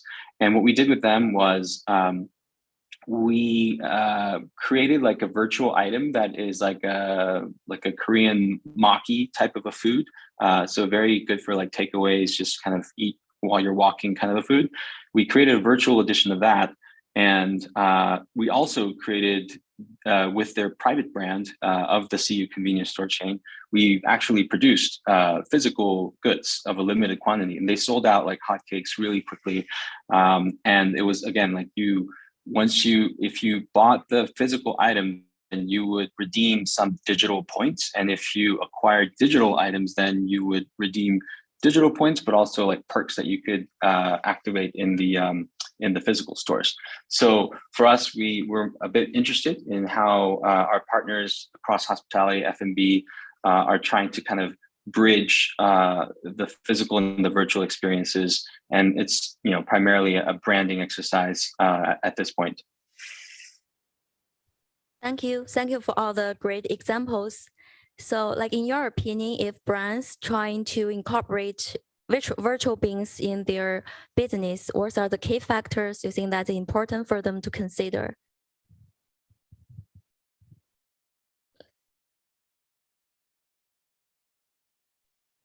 Was that a question for me? Yeah, you can go first.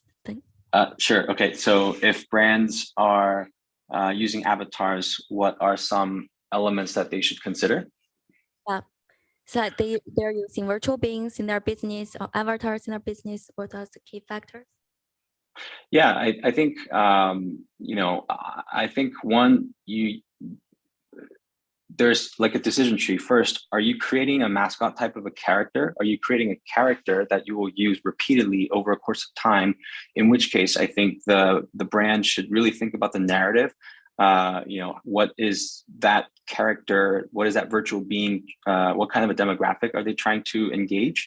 And really nail down the specific details and social media, like tweets and Instagram posts and things like that, the social media activities of that character to really bond with that target demographic. If it's more of we're not creating a mascot character per se, and it's just like somebody to service the front end wrapping of an AI chatbot, for example, then I think it's a lot more about functionality and it's a lot more about performance. How clearly visible is the character?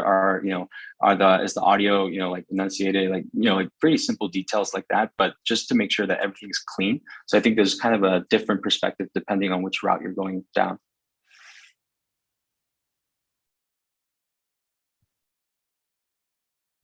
Yeah, I'd add to that. So I think a lot of customers actually underestimate the personality layer of their brand. And even if you're creating something very functional, like a concierge in a hotel, I think they miss the opportunity to connect the personality of their brand in that experience. Are we edgy? Are we fun? There's a lot that you can bring into the style of how the digital human or avatar looks, but how they speak, and how they're how they're designed to. A good example, if you've ever been on an airline like Southwest, where they try to make jokes and they try to make it a little bit more fun, that's really the personality of the brand coming through humans. And I think that's such a good area now for organizations as they think about this technology, both in a service aspect or sales, or more brand activation, which is equally relevant or very relevant, as you just heard. Yeah, those cases are very kind of critical. And so when it comes to the hospitality and tourism, we are not selling the standardized the products, right? We are offering human delivered services. So there are so many different things that can influence the service quality. So where the virtual reality can be implemented and for what? So that's the key, I think, thing we need to do, and the main functional things, so the virtual kind of new virtual being driven new services. But now I think current status is we are trying to use the technology or virtual beings to bring our customers to our property or restaurant directly. Because if your customers go through online travel agencies or other third-party sellers, and then you have to pay at least 25 to 40% of revenues. So now we are trying to create a virtual being and to make our customers entertaining and enjoying those virtual beings, and then bring to our physical kind of stores. Then maybe we can make a long-term relationship when they use more frequently virtual beings and involved in all the activities there. Yeah, let's move on to the Q&A session, because we already 30 minutes. I already say questions there.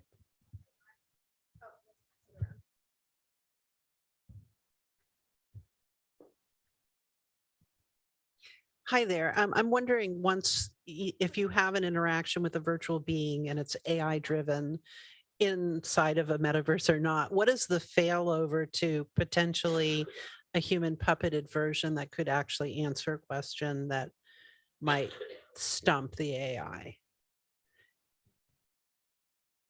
There's some really interesting design challenges in that too. Have you ever seen something look like it got possessed by something different all of a sudden? Because AI is somewhat, the transition that we've designed in the past is because you could have a human puppet like we saw this morning, actually, or this afternoon. And that works really well. And you've got obviously all the human characteristics coming through. And whoever was doing that was very witty, very, very good. So good. I want to train an AI model on that. That is too good. But the way that we solved that with design was actually to also be authentic about who you're talking to. When you're talking to this character, this is fully autonomous AI.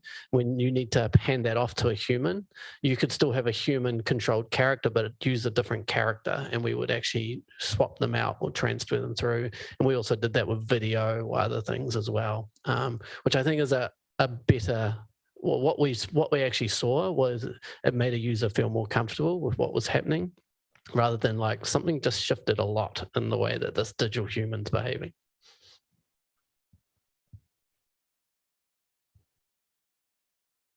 I kept on looking at the Singapore Airlines, thinking of my Christmas holiday and how calm she was.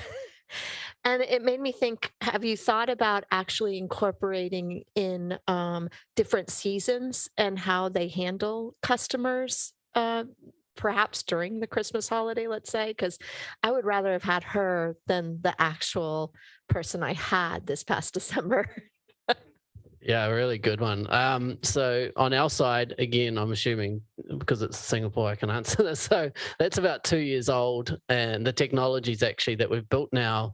One of the things that we learned from that technology, where we were at the time, was when someone's getting more agitated or some of the levels of empathy and other emotional contextual emotion that we needed to bring through, which we're very good at doing as humans. We can kind of detect, and then we bring our own stuff to it, which is probably what happened with that person. They're like, that's it, you've triggered me, I'm out of here, I'm going to let you know something.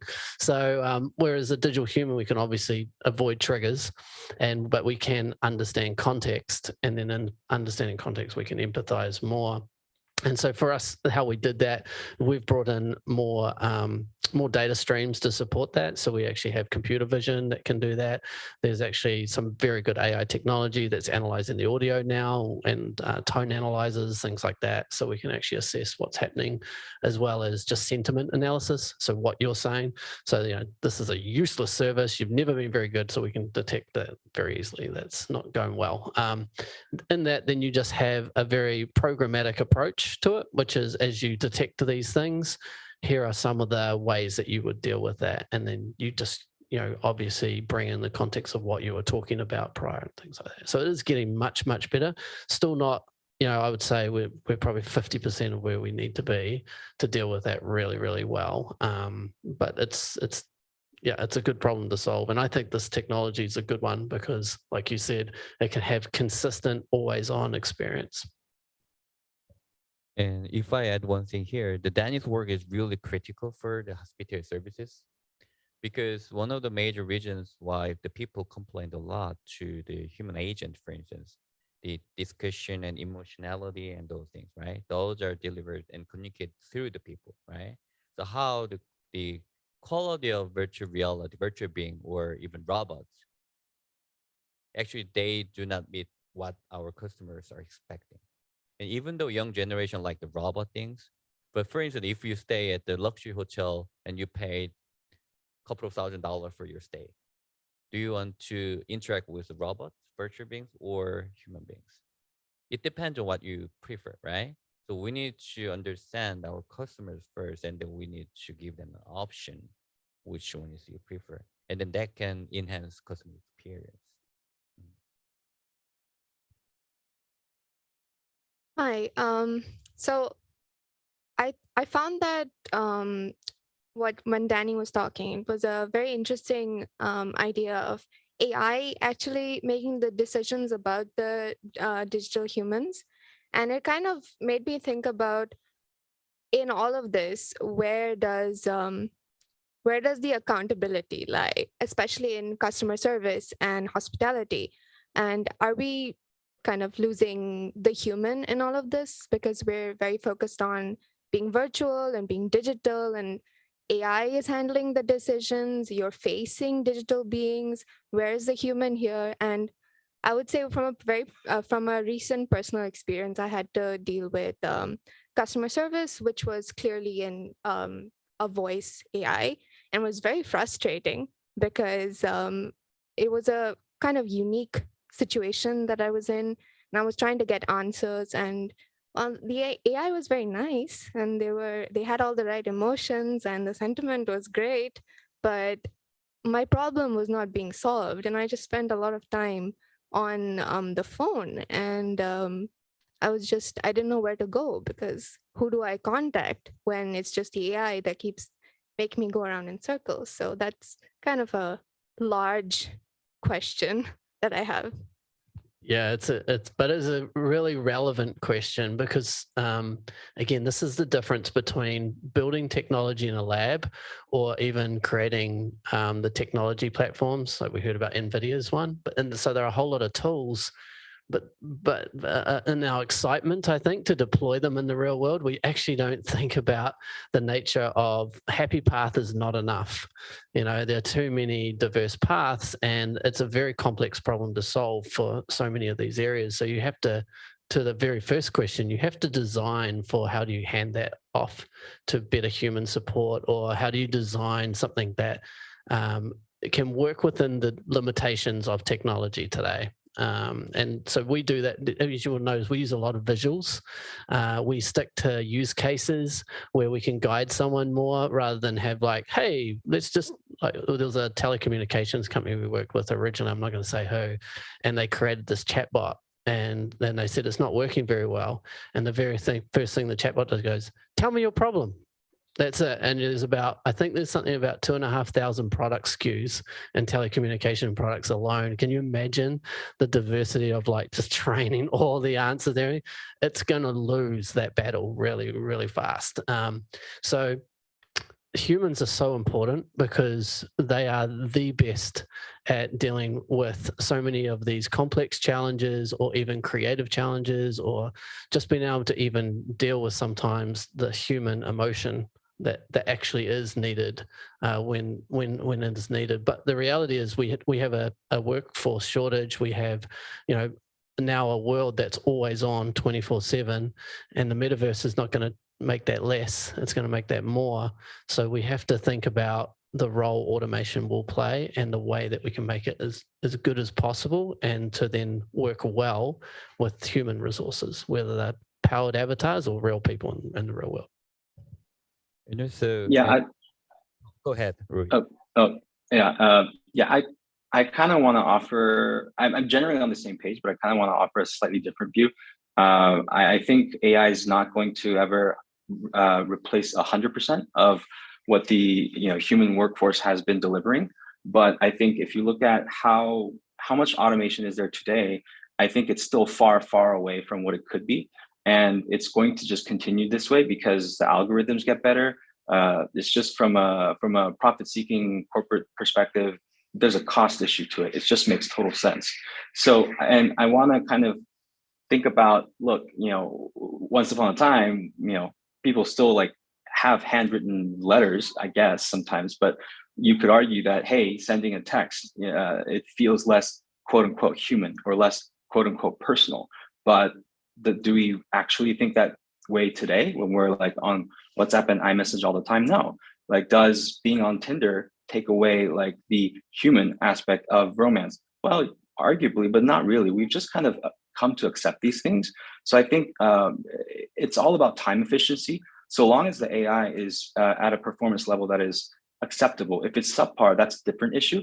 But I think we're just going to see so much more automation that you just kind of have to an extent, be okay with the fact that things are not human to an extent.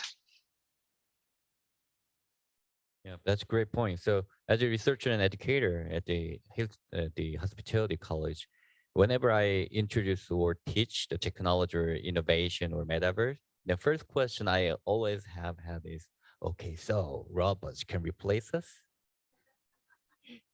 But yes, as we said, no, because I believe that the implementing new technologies, virtual things, and even metaverse robots should focus on how we can enhance customer experience. At the same time, how we can help our people, the team members, improve their work performance.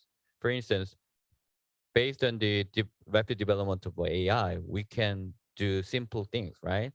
I need the towel, for instance, and the robot can deliver, or you can chat any request, the simple request, and then the chatbot can reply to you with just a couple of seconds, right? But if there is a significant or complicated issues, we need to interrupt, and the human agents always can interrupt and then help them, our customers, to resolve those issues. So then we can increase their customer satisfaction.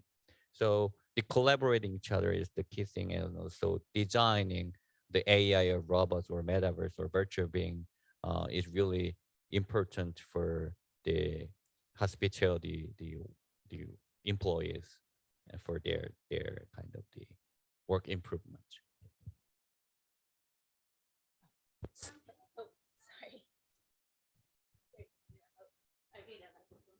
Thank you.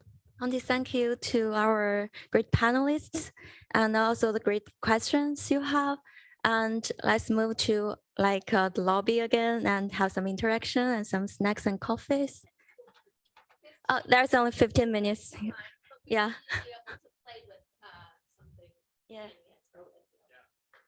Okay. Thank you. Thank you.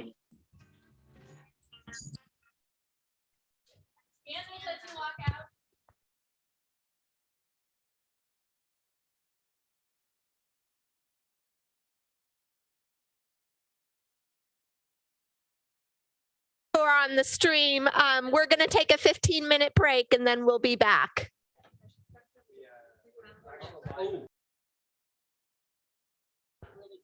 Hello, hello, hello.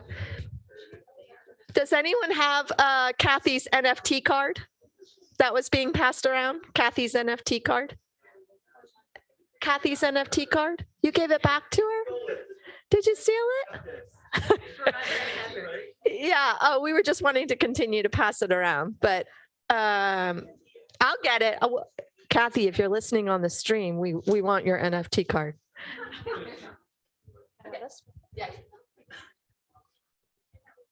Okay, all righty. Welcome back, folks. My voice is probably pretty familiar by this point. I'm Lee. Oh, thank you so much. In the flesh, yeah, you know, wibbly wobbly, timey wimey stuff happened, and then I went through the wires, and now, oh look, I'm a flesh bag too.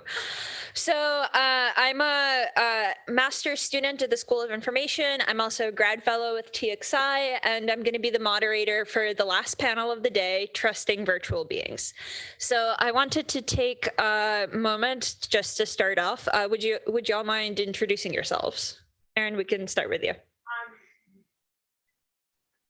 My name is Erin Riley. I'm a professor here at Moody College of Communication and the founding director of Texas Immersive Institute. Ann Greenberg. I'm the founder and CEO of Entertainment AI, a Scene Play Inc. company. And I've been in the space for over 30 years. So it's kind of wild. I saw my first motion capture in the late 80s south of Market while I was a film student. And I think, well, I guess there's so much to say, but let's just say a lot of us have been thinking about this for a really long time. And it's kind of like, how long can I last and keep working? Because this is the most exciting time ever.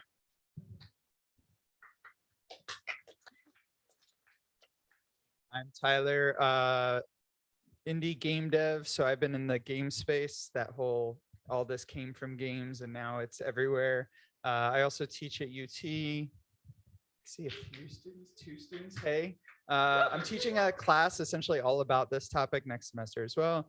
And I've been in the AI creativity space for like 5 years. I was a Second Life player like a decade ago. Like I've certainly dabbled in this space for a very long time. And I'm working on a project with Erin right now where we're using GPT as a virtual friend to help, I guess, young adults with chronic illness.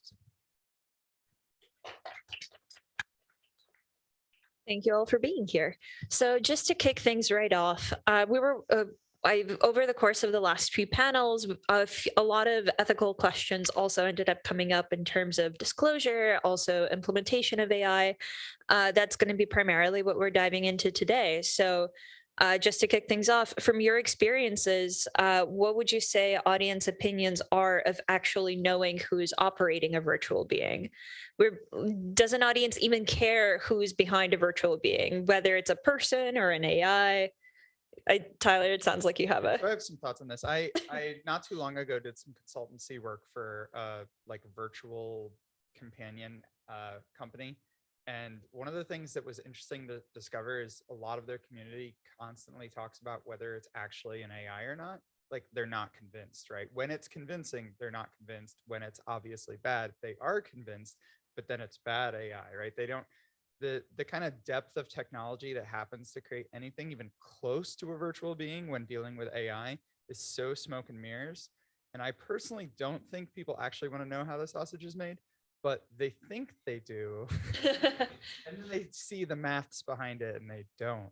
So I think the big problem is convincing them that, yes, this is not, puppet, but that you need to trust that that's a good thing. I think it has to do with, I think we have to take into account the age of the audience as well. There is a suspension of disbelief that happens with animated characters and projections with really young children. And there's even moments when, of course, adults also cross the uncanny valley and suddenly they think they're talking to a human. And that's happened to me with robots like Sophia when I met her when she was just very early prototype. But something like 900 actuators in her face. But the thing that got me was when she kind of scowled at me and was thinking about an answer. Now, she wasn't really AI based at that time. She was just a puppet. But still, my need to see a human in her face and in the interaction overtook the lack of the technology being there at the time. So I think there's all sorts of different levels. Yeah, and I'm going to bring it to VTubers and like the puppeteering of humans behind the virtual being, which is probably where most of my experience comes from.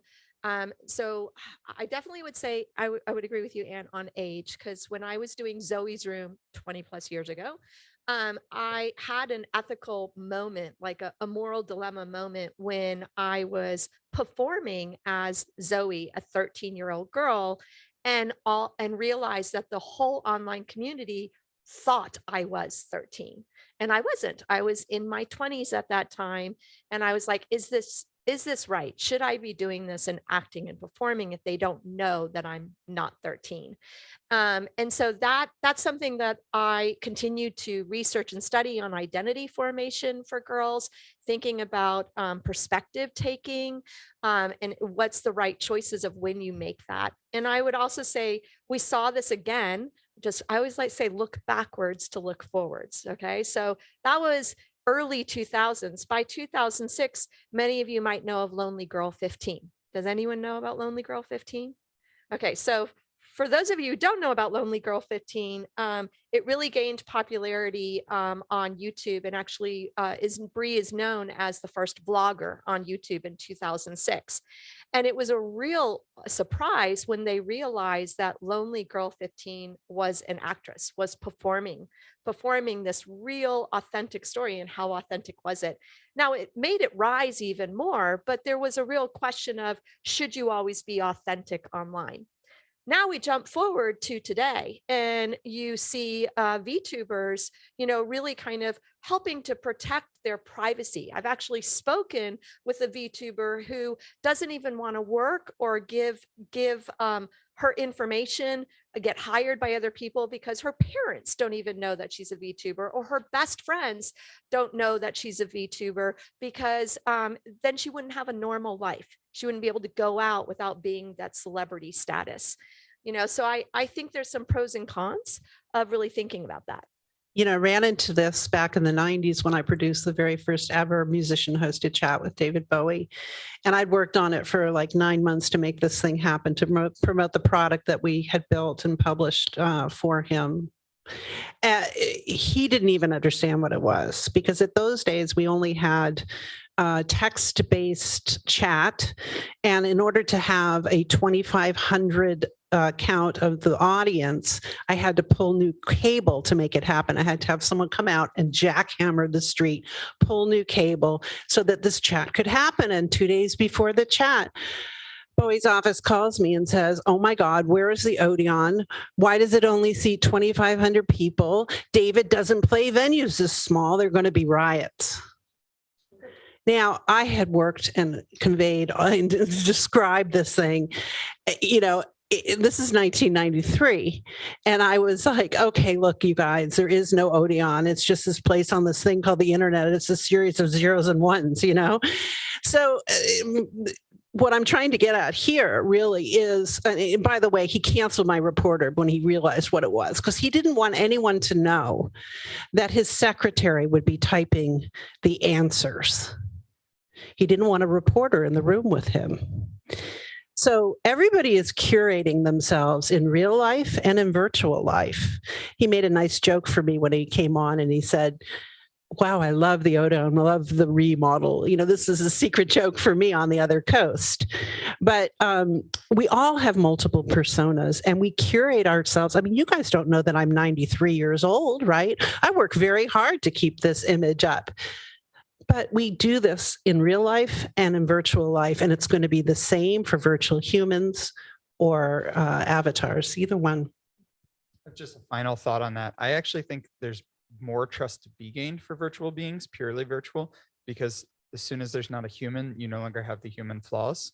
So like, I believe Jensen is an amazing human being from NVIDIA, but imagine if Subway did a virtual being of Jared, where would they be today? Like, real humans have very, very big issues behind the human that could become a very serious issue someday.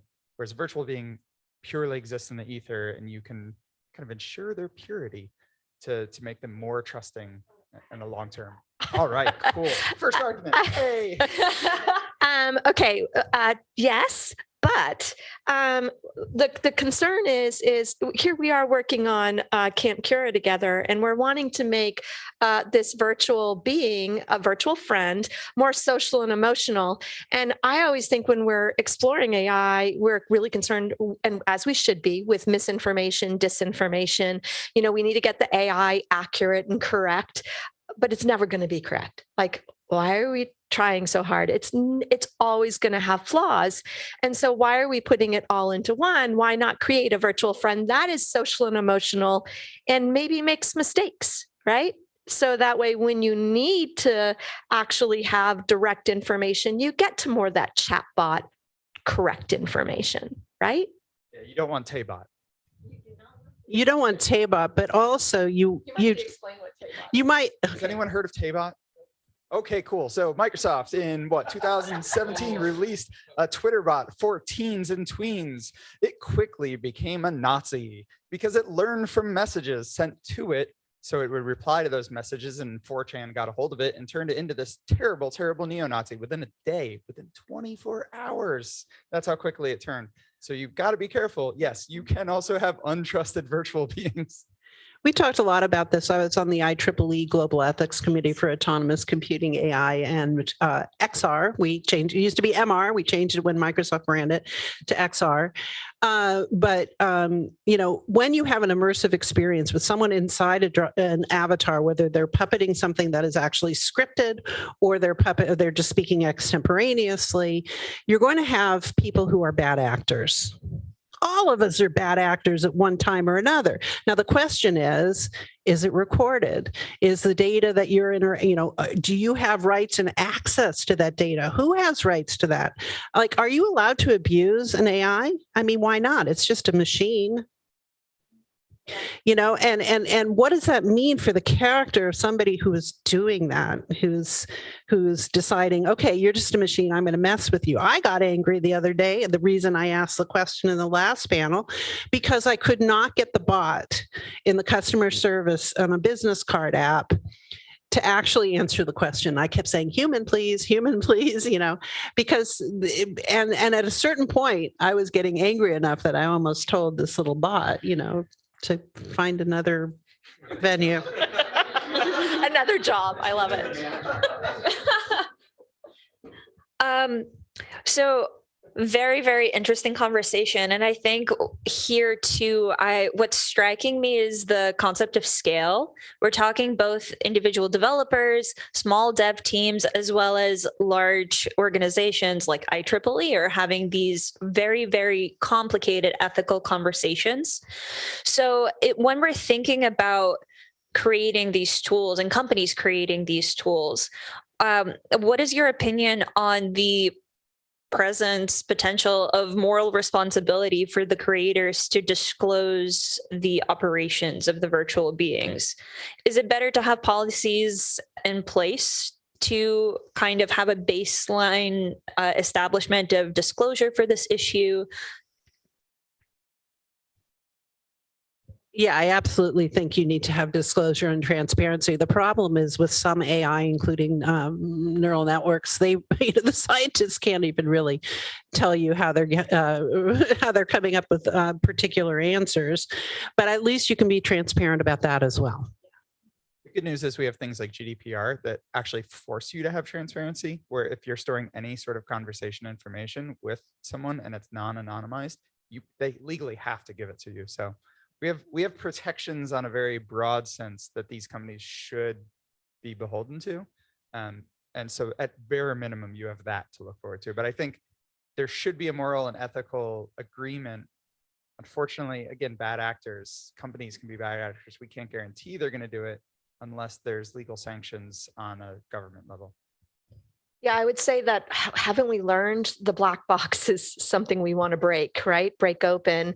And I feel like just thinking broadly about technology in general, and I'm going back to like Microsoft versus PC days, when I'm sorry, PC versus Apple days, Apple made it beautiful, but they literally hid everything from us. And we got used to just not looking, but just enjoying the design and beauty of it. And that's my fear with characters, with open. We need to open it up. We need people to be transparent in not only how they're making it, hence why we started with how are we creating these? What does that look like? But also like who's behind it, right? Whether it's a virtual influencer, is it one person or is it a team? How are they making their decisions? I think we could learn from that all the way to what AI scripts are you using? What does that look like? How are you training it? There's a beautiful little fact on this for GPT-3. People have figured out that you can do what's called an injection, like a SQL injection, to find out what the actual data is before the message. So people are reverse engineering a way to find this essentially through hacking, which is ingenious, but it's because it was previously unavailable, right? Well, I guess there's an even deeper question, which is how are these AIs created and is that ethical at all? Some of us, including my friend Brian Transhow, BT, who's an electronic musician, some of you might know his work, argue for permissioned and compensated training data. And the fact that I don't know that we get to put this genie back in the bottle, but it didn't have to be this way. It could be that instead of scraping data off the internet and using copyrighted images, that you might be able to actually pay everybody for everything that you're pulling into your training data. And is that expensive? Sure. Is that an economy of scale that might actually help other people compete with large tech companies? Yes. So, this is something that we should be aware of while we're creating these models. I knew the guys who founded Napster, and they had an incredible, amplification, peer-to-peer technology, but they only solved half the problem. My artist friends were all pissed. And, so how do you actually pay the artists for their work? And as I told them then in 1999, not just the artist, but also the audience, because the audience has rights too. And this is really something, if we solve it, can be something where everybody's participation online, Web 1, 2, or 3, is more egalitarian, and it's something where we can all get paid for our participation. I'm really struck by the idea of the genie out of the bottle, right? Like already let out. So we are obviously in a situation where data scraping is essential to the development of these particular systems and also in the creation of virtual beings in the first place. So given that, how do you think information that virtual beings are trained on should be treated or regulated? And asterisk on that, information that is created through interacting with virtual beings, right? Because conversational data, or like somebody actually having a conversation with a virtual being, that's a text corpus right there. So do you have any thoughts, initial reactions to how you would like to see this go forward, given where we are right now? I feel like you've heard about like the slow food movement, slow play movement.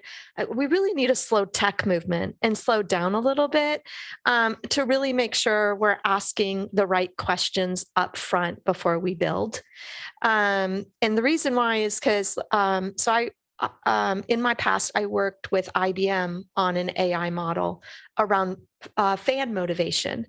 And it was a real eye-opener for me. I wrote a lot about ethics with this because you can scrape so much. I mean, I started with Twitter and scraping all the data and like really looking at the language of how fans and why they're motivated, what language they use to be motivated by learning or seeing themselves represented. And that's just one example of how we now can scrape data and look at humans in order to mimic them for an AI character.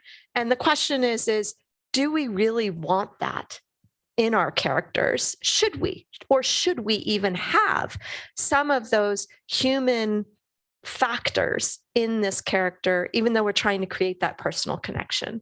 I don't know if I have an answer for it, but it did give me pause on, wow, do I really want everyone to know everything about me or how I'm motivated so that I'm just a number or a way to sell? Can we have a different type of connection? And can my value not just be all just about money? Can it be about some other type of currency? Yeah, so my two answers, one is for end users, I think things like GDPR provide some bit of protections, but companies should just have that in advance, let you be able to see all the data based on any conversation you have, both for their own sake so they don't get fined to oblivion, but also just because it's good customer relationship. But to the previous point of the data that was previously used, in my opinion, the best solution that may present itself in the future is, especially for image stuff, we start creating a standard like EXIF data is for photos, like just a registered structure within the image to say how it was created, which models it was used. If that already existed, again, can't put that genie back, but in the future, if that exists for all future models, then at least if legislation changes, if something occurs where there is finally a way to provide compensation, that EXIF data could be used to track down kind of the history of those images. But then, of course, that can still be hacked. That can be changed. Of course. So people always want to say, everything's a trash. Can we use blockchains to establish provenance? The answer is no. Okay. And people have been I've been on blockchain panels, I don't know, 5-7 years, and people have been always bringing this up as an issue. Can we use it to attack disinformation or fake news? And I'm like, all news is fake. I don't care if I sound like Trump. The fact is, it's media. Media is human made. It's therefore someone's viewpoint. And we can have machine viewpoint as well, but it's still, how did you gather the data? How did you frame that data? So, and I'll give you an example of when making an ethical decision can actually save a company. So I founded Gracenote in 1998. That is now the largest entertainment data company and metadata company. It's now owned by Nielsen, which I knew before we did it. I said we were building the Nielsen of the net. Why? Because the synchronization technology that I had developed for the virtualization of enhanced CDs, I don't know if anybody remembers what that is, was a latent identification and synchronization system. The sync data revealed as a byproduct of the system, not even the intent of the system, and intent's another thing we can talk about here, is the byproduct revealed what everyone played down to 1/75th of a second, the rate of the sync. And I went, wow, I can't launch this company, which was, by the way, the first crowdsourced company in the world. I can't launch this company until I protect consumer privacy. So I had to go to my investors and argue with them that, oh, I'm sorry, but in order to have the privacy protections and genre mapping and Unicode compatibility, we need to delay launch for 9 months. Investors do not like to hear that, okay?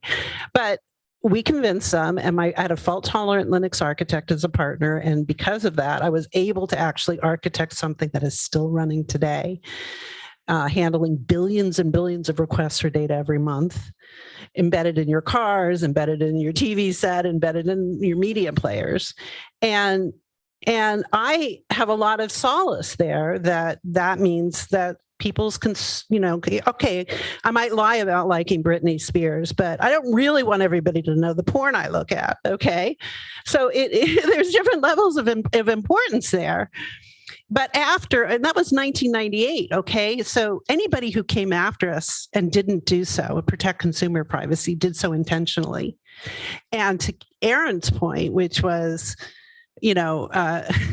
let's slow down a little bit. I have a saying, which is, instead of run fast and break things, let's slow down and do it right. Right. Because we need to remember that we are up against machines right now. We're human beings and we have human scale, and we need to match human scale to machine scalability. So I know that we have kind of went with the concept of can't put the genie back in the bottle, but do you think there's a way? Let's challenge that idea just a little bit. So should we backtrack on progress in order to resolve those ethical and moral dilemmas? And also, is it at all possible? No. No, absolutely not. Not in image and text space, at least. Yeah, no, we're talking a lot of like glass half empty, and I'm so much more a glass half full type of person. So I do think that there are opportunities here, and especially in the creative sphere of, what's happening in AI. AI creativity with generating new films, new music, new sounds. It makes it easier for my students to be able to put a video together of a teaser of a concept idea with just, basic kind of like make a statement, and it'll quickly find and compile those images. And I think there's some real promises to that, as well as concerns. But I wouldn't want to shut it down. I wouldn't want to shut down that creativity, or also the speed of being able to get your idea across. But maybe it's about how we use these tools. Maybe not for the end product, but actually for the process to the end product. I will say, for the putting it back in the bottle, the solution is for someone else to come out with a better product and do that one right. So that the moment people stop using Stable Diffusion and Elathier's GPT, NeoX, and all the open source models is when something else is so much better, they want it, and it's done with protections in place. Because then it's, do I want the old Model T or do I want the new Corvette? I want the new Corvette, and I'll take the airbags that come with it, and I'll take all the, seat belts and extra pieces. So I think that's the only answer. I think education is the answer. I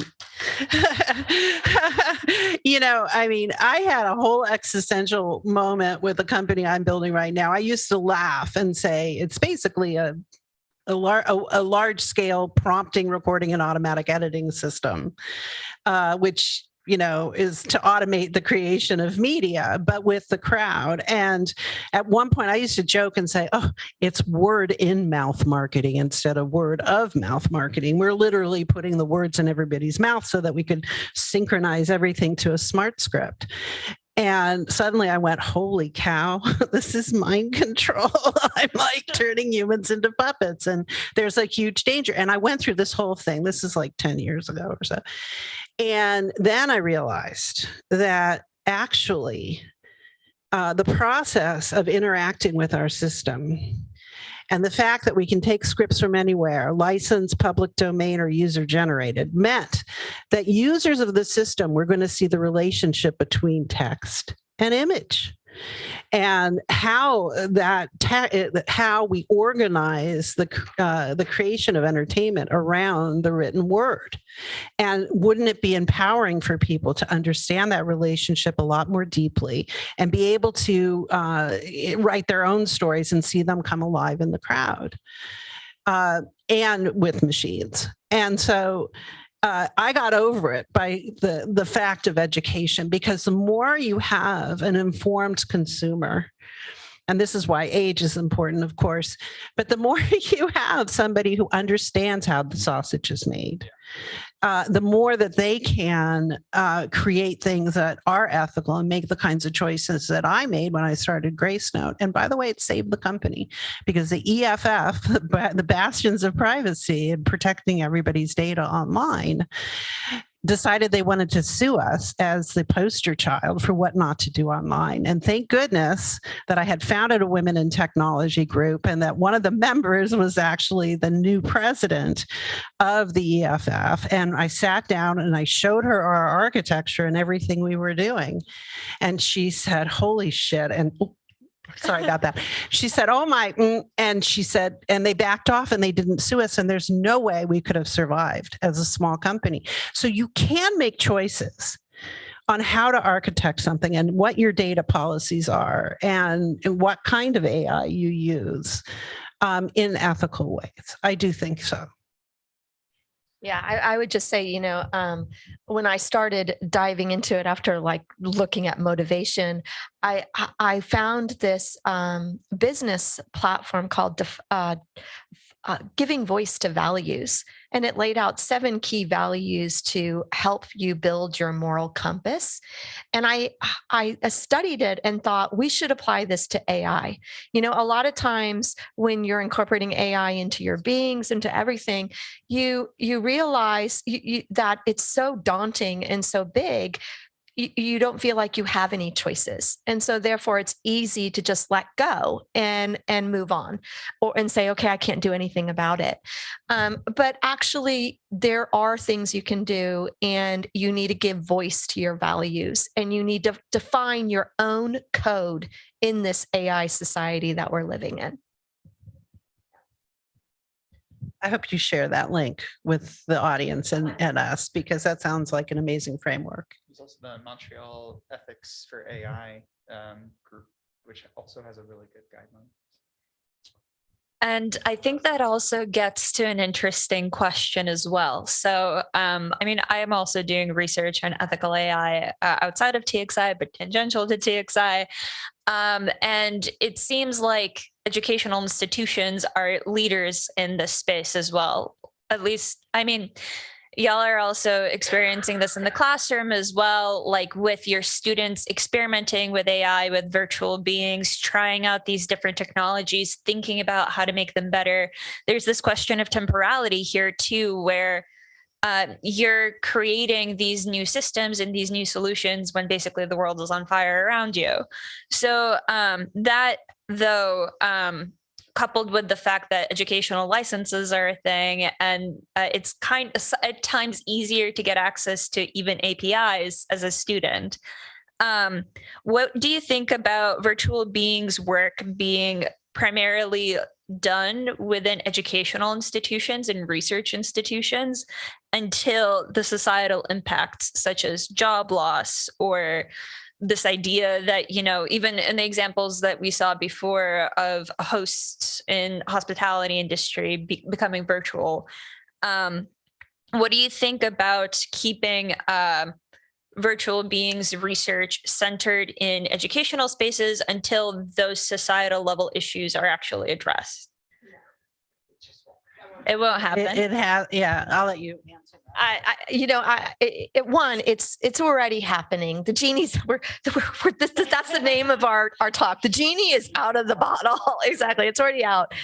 It's definitely out of the bottle. I think the question is to really think about how academia and industry can work together to think about making sure that their uses of virtual beings are effective, and we're not trying to displace humans. But I'm going to go back a little ways to just thinking about it from a media literacy perspective.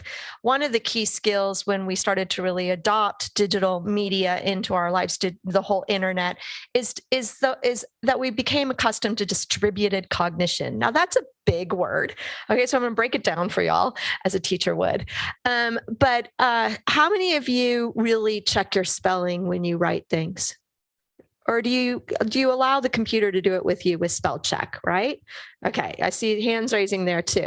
That's distributed cognition. We've literally given up that because we allow the computers to handle it.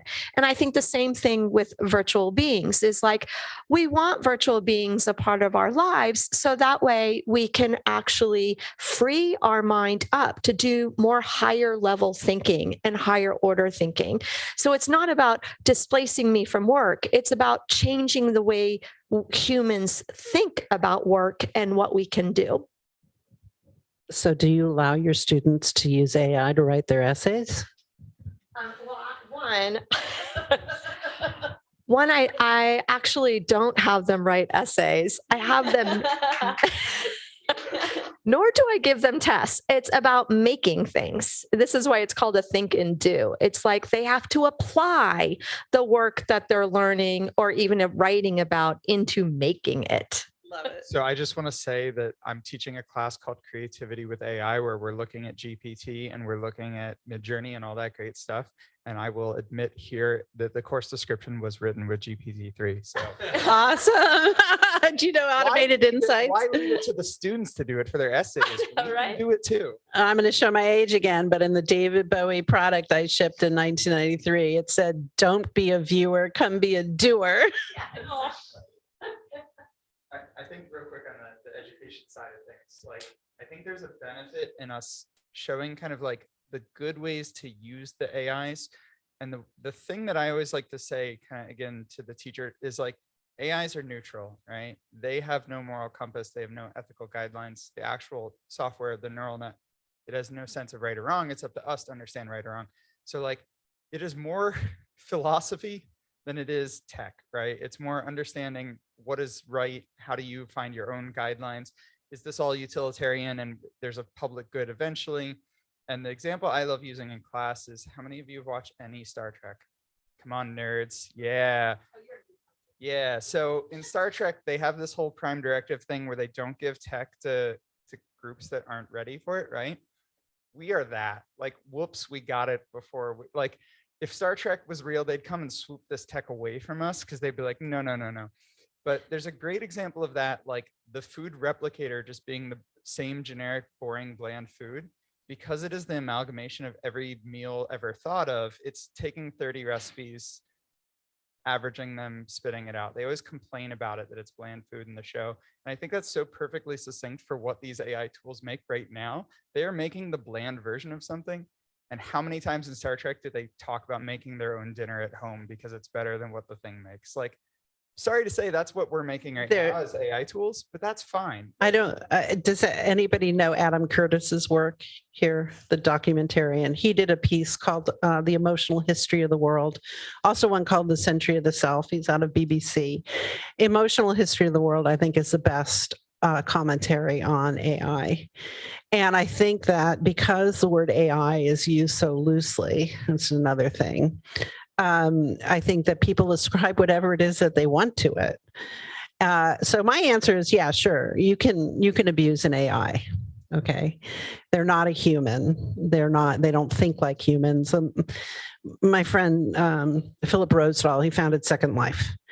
So he and I had a conversation recently, and he started with me, and he's on the board of Midjourney, and he started, okay, well, none of us artists know how to make things without learning from the people who came before us. And this is the argument that people building AI platforms always use for scraping data and using it illegally, in my opinion.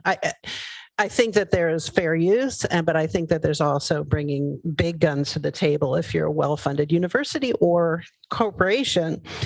That said, the thing is that computers do not learn the way human beings learn. And maybe we need to appreciate human beings more. And remember that these platforms, as if we are going to keep them as tools, which they really should be, are, in service of human beings. So I think the question for me is very clear right now. It will not be clear when we have augmented humans. And we do augment. I mean, Grammarly, thank God for Grammarly. I don't have to check with my husband on everything I write. But, my glasses, my hearing aid, whatever I'm going to end up with. But at some point, you're going to make a decision as a parent. Am I going to have a neural implant in my child because they can't compete with the other kid who does? And at that point, you have to make a decision, really, like, is that augmented human?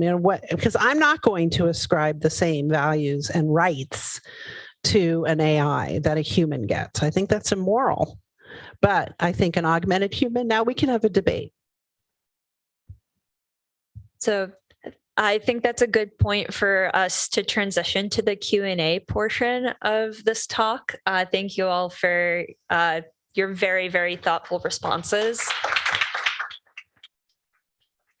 So I have a question, but before asking a question, let me just show you something really interesting. As I was with my phone here, you were talking about copyright.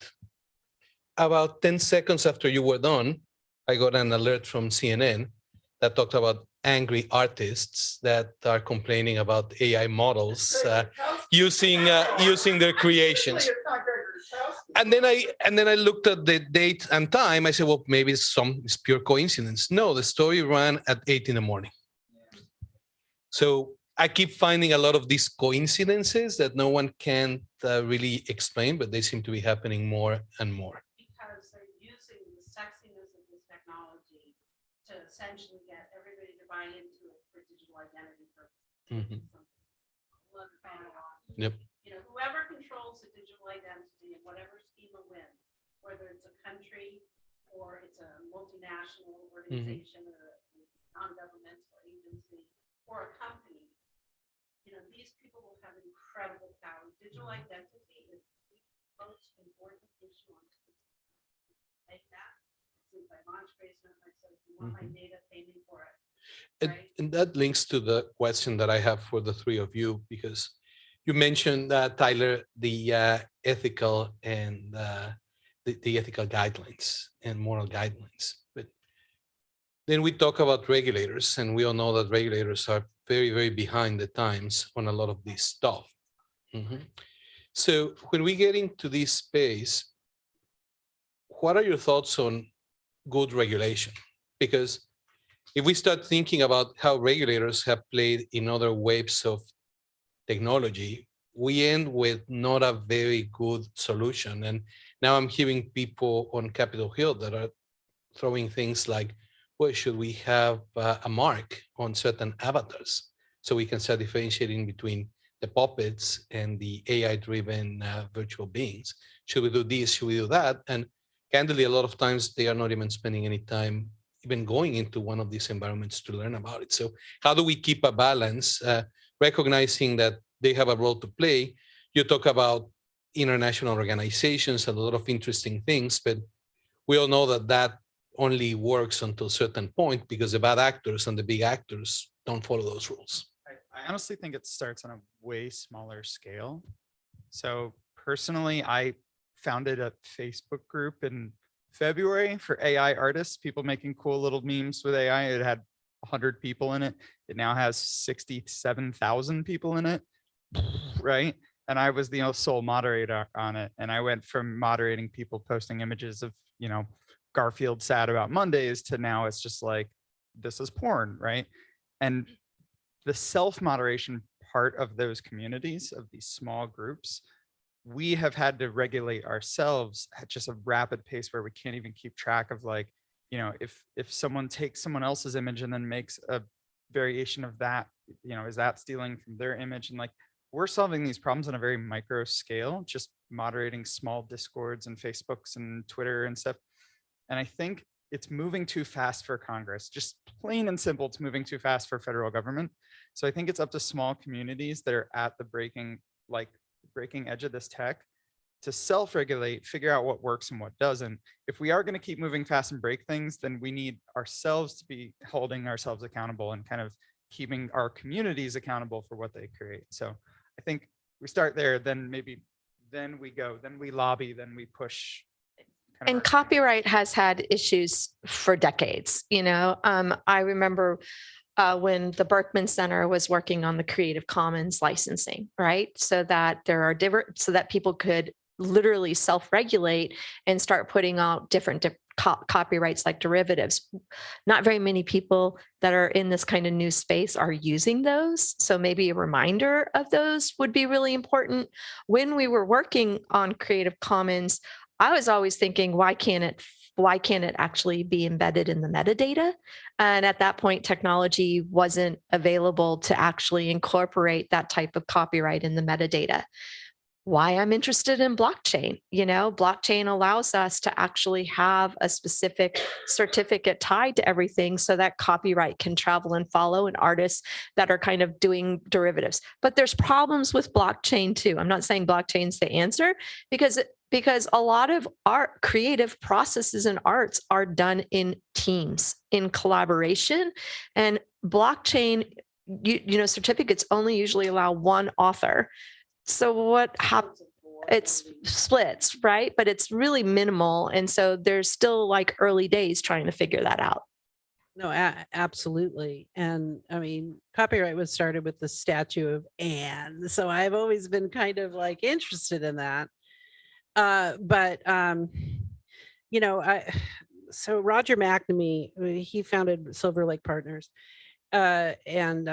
He basically asked me when we met a few years ago, how I would decide with my platform, whose contribution to a song or a piece of media was the thing that made it a hit.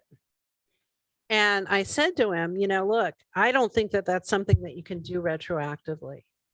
I think it's something that the creators have to agree upon up front. And in my technology, any given user's portion of a scene or a scene play is called a split scene. So everybody's split is determined up front by the people who are going to actually be making it. I mean, I didn't have the benefit of blockchain at that time because I invented this system before then. But I still don't see a way that you can actually determine whose contribution was most important. I have a lot of people who quote me unknowingly, and sometimes I get all upset about it, because then I think, no, actually, you've made an impact, right? And so sometimes, as you were saying earlier, it's not a monetary payment, okay? Now, I wish women didn't have to always get the other kind of payment. But, if we can get a more level playing field where we're getting more than 1% of all funding, which is what women get at this point, then maybe I can have a different answer on a different panel in the future. But I think that the best thing you can do, and it's a good thing from a business point of view anyhow, whether you're building a company or you're building a piece of art, that the people who are creating that thing together have to decide up front what is fair to them.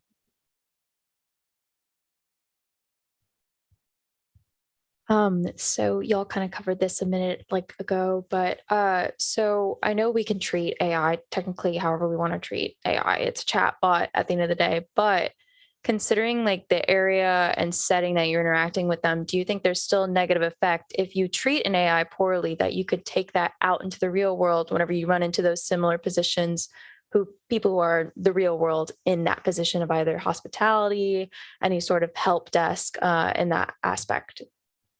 Yes. And there's even research, I'm going to just take it to kids because there's research that's been proven that with Alexa and Siri in the homes, kids were treating Alexa, like a servant. And a lot of education needed to happen within the home to point out, hey, you need to, you parents, you need to actually talk to your children about that Alexa is not a servant, because it was starting to spin over to them talking to humans like that as well. So, yeah.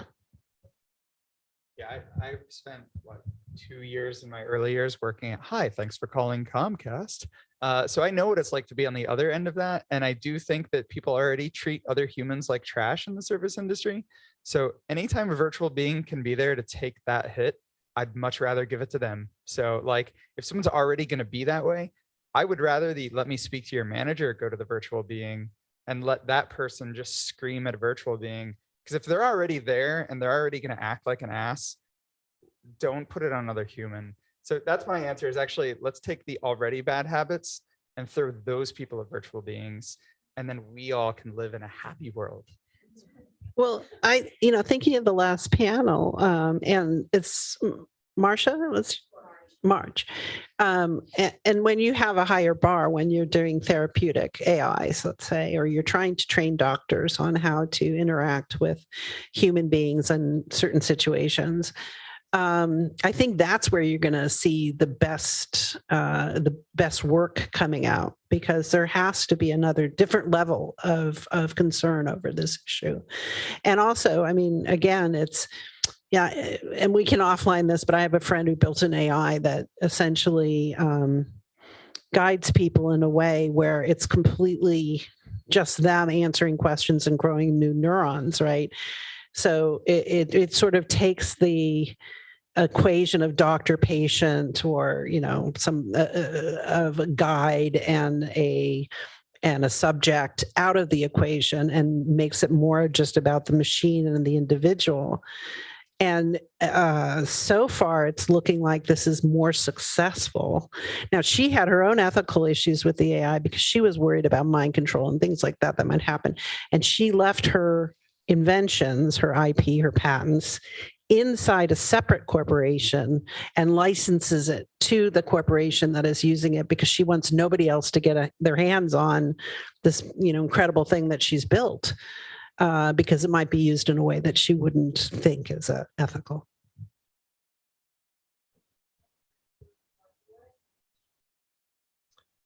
Yeah, so throughout this panel, I've kind of been, there's been two things that have kind of been wrestling in my mind. And it's, on one hand, there's the amazing value of privacy that can come from having virtual beings, and this ability to embody somebody who isn't you physically in a virtual space and be somebody else. And I think that's amazingly powerful. And I think we're already seeing, like within VR chat, the way that that's shifting the way that we see identity, like just completely fundamentally, the way that we see ourselves. And I guess, do you see that as being in conflict with the need that I think is very real to have transparency behind who is embodying these characters? Where are these virtual beings coming from? Whose voice and whose money is funding them? Do you see an inherent conflict between the added privacy that comes from this technology and the need for transparency while building these platforms? Well, I think that you do need to be transparent. I think that there should be some kind of notification like there is on any other kind of sponsored content. And I think that's part of the problem with our society right now, is that those laws don't really apply anymore across the board to online. I mean, it started to, or I guess you're supposed to, but a lot of people don't. Like, how many influencers can you have, unboxing something, and they're not disclosing that they've been paid to be excited while they open that box, and that their opinion is made by the fact that they're being paid, that it's not something you can trust. Now, I happen to have been anti-influencer for a long time. And so I have a character called Anonymous, which is, so it started as a joke. I won't tell the whole story, but it's about all the quantum revenge of the middle-aged women in tech. And and it was here in Austin where this joke emerged. But Anonymous was designed as a collaborative virtual being. And the collaboration was between all of my amazing middle-aged women in tech friends who are undersung and underpaid and who've never really got, but they're always the person behind the guy, and over again, you see it. And so I wanted to figure out some different models on how we could synthesize a voice of multiple people. And, and I don't mean AI synthesis of voice. I mean, like really a rule set that people could agree upon about what this character represented. So her platform is Big Sister instead of Big Brother. And she argues for, a high-tech future with a human heart. Now, oddly, I ended up adopting Anonymous as my own persona online. So it's gone kind of weird, but this is just because I was on Clubhouse during COVID, and I was in rooms with all these DJs and VJs, and I'm like, should I change it? What's the name? Anonymous. We love it. Do it. And I did it, and then it stuck. And so now I have to build it. But there's a lot of people I'd love to talk to at this conference about that. But the point being, the business models have to change, because the business models are built on industrial age thinking. And we're way beyond that now. And we need business models that actually don't suborn the user to a viewer, but a doer. And how do we do this actively? I mean, that's one of the things I've been working on all these years. Okay, I'm all for transparency. I think y'all know that. But I really feel like there's a lot of freedom online on how we present ourselves. And I think it depends on the context on when when we should be transparent and when there's privacy. So, I was talking with a friend who has a health issue, and she doesn't want to really share it with anyone else. And so she's going online to these forums in an anonymous way. And I think we should respect her perspective of being anonymous and having privacy to find the community to talk about her health issue without actually connecting it directly back to her. So that's one where I think if I was a virtual being and an avatar, I would want that. And that's what I like about moving to Web3. Web3 is not just about social, it's about transactional. It's about me owning my own data. It's about me actually having a choice of when I want to be private and when I don't. Code Miko, who is a virtual being online, it's really interesting how she represents herself, because she has split her identity into two. She calls herself, when she's showing you behind the curtain, the technician. But when she's Code Miko as the character, it's a personality, and it's still it's one person, but two identities, and I think the more you get to know someone, the more you realize they have multiple identities. They show each other up in different ways, Everybody has that, and I think that that's the key with this next wave of the internet. I should have a choice of when I can be private and when I can't, and who does it. Now, corporations, though, I will just say with corporations, they have a responsibility, I think a social responsibility, to be more transparent than me as an individual. And I think I would hold them more accountable than, say, the individual person. From an artistic standpoint, if you're creating a product that you would consider in any way artistic, it's understandable that you don't need to disclose your whole process. Like, I shouldn't need to be able to read the script of any movie that I've seen to decide, who wrote what parts and who spoke where, right? And so coming from the games background, if I incorporate GPT for a conversation bot for an NPC, I'm not going to show you how the sausage is made there. I'm not going to give you those details, but I will disclose to you the moment you're talking to an NPC that is an AI bot versus a script versus another human, right? How do you do that? Because I think that's critical. Well, in a game, I mean, that's actually what Unique did. You changed the character, right? You flash zoom, now it's a different character, and now it's a scripted sequence, right? They're wearing a funny hat now. You're talking to the moderator as an actual human, they announce themselves as an actual human. I think there's certain disclosures, but again, that is me personally, my own rule set that I would apply. I have no way to force that application to anyone else. I just want to take the opportunity to thank all of the panelists for speaking. This is a really wonderful conversation, which I hope we get to continue as a part of the reception. Erin, did you want to say a couple of last thoughts? That's a whole nother hour.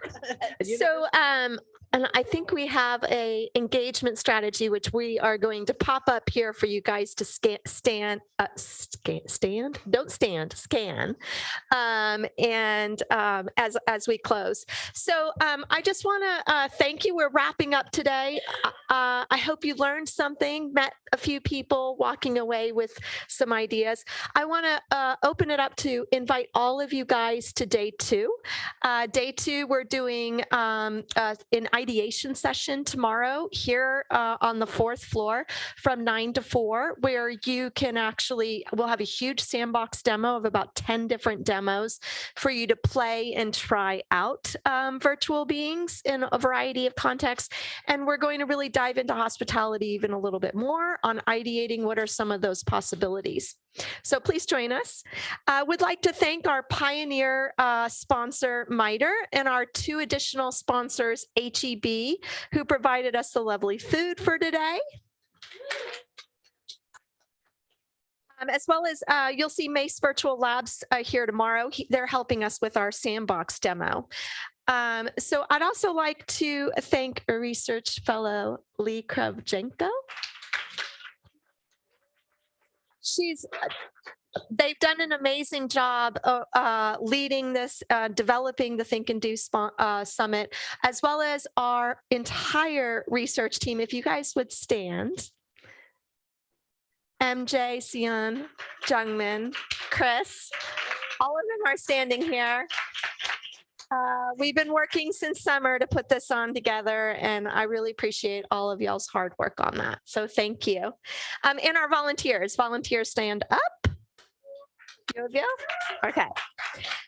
Working behind the scenes. And then I don't know if Ariane is here, of course, videotaping our staff, and Sarah, who probably is running around downstairs doing something, but we couldn't have done it without Texas Immersive staff. So thank them, give them a round of applause. So we appreciate you being here in person and also virtually via our stream. We have a reception, so adult beverages for those of you who are over 21, and a whole food bar for you to grab some snacks because I'm sure you're hungry. And so down on the 4th floor, we'll continue that conversation. And those of you who are on the stream, we'll see you in the metaverse. Thanks so much. Bye.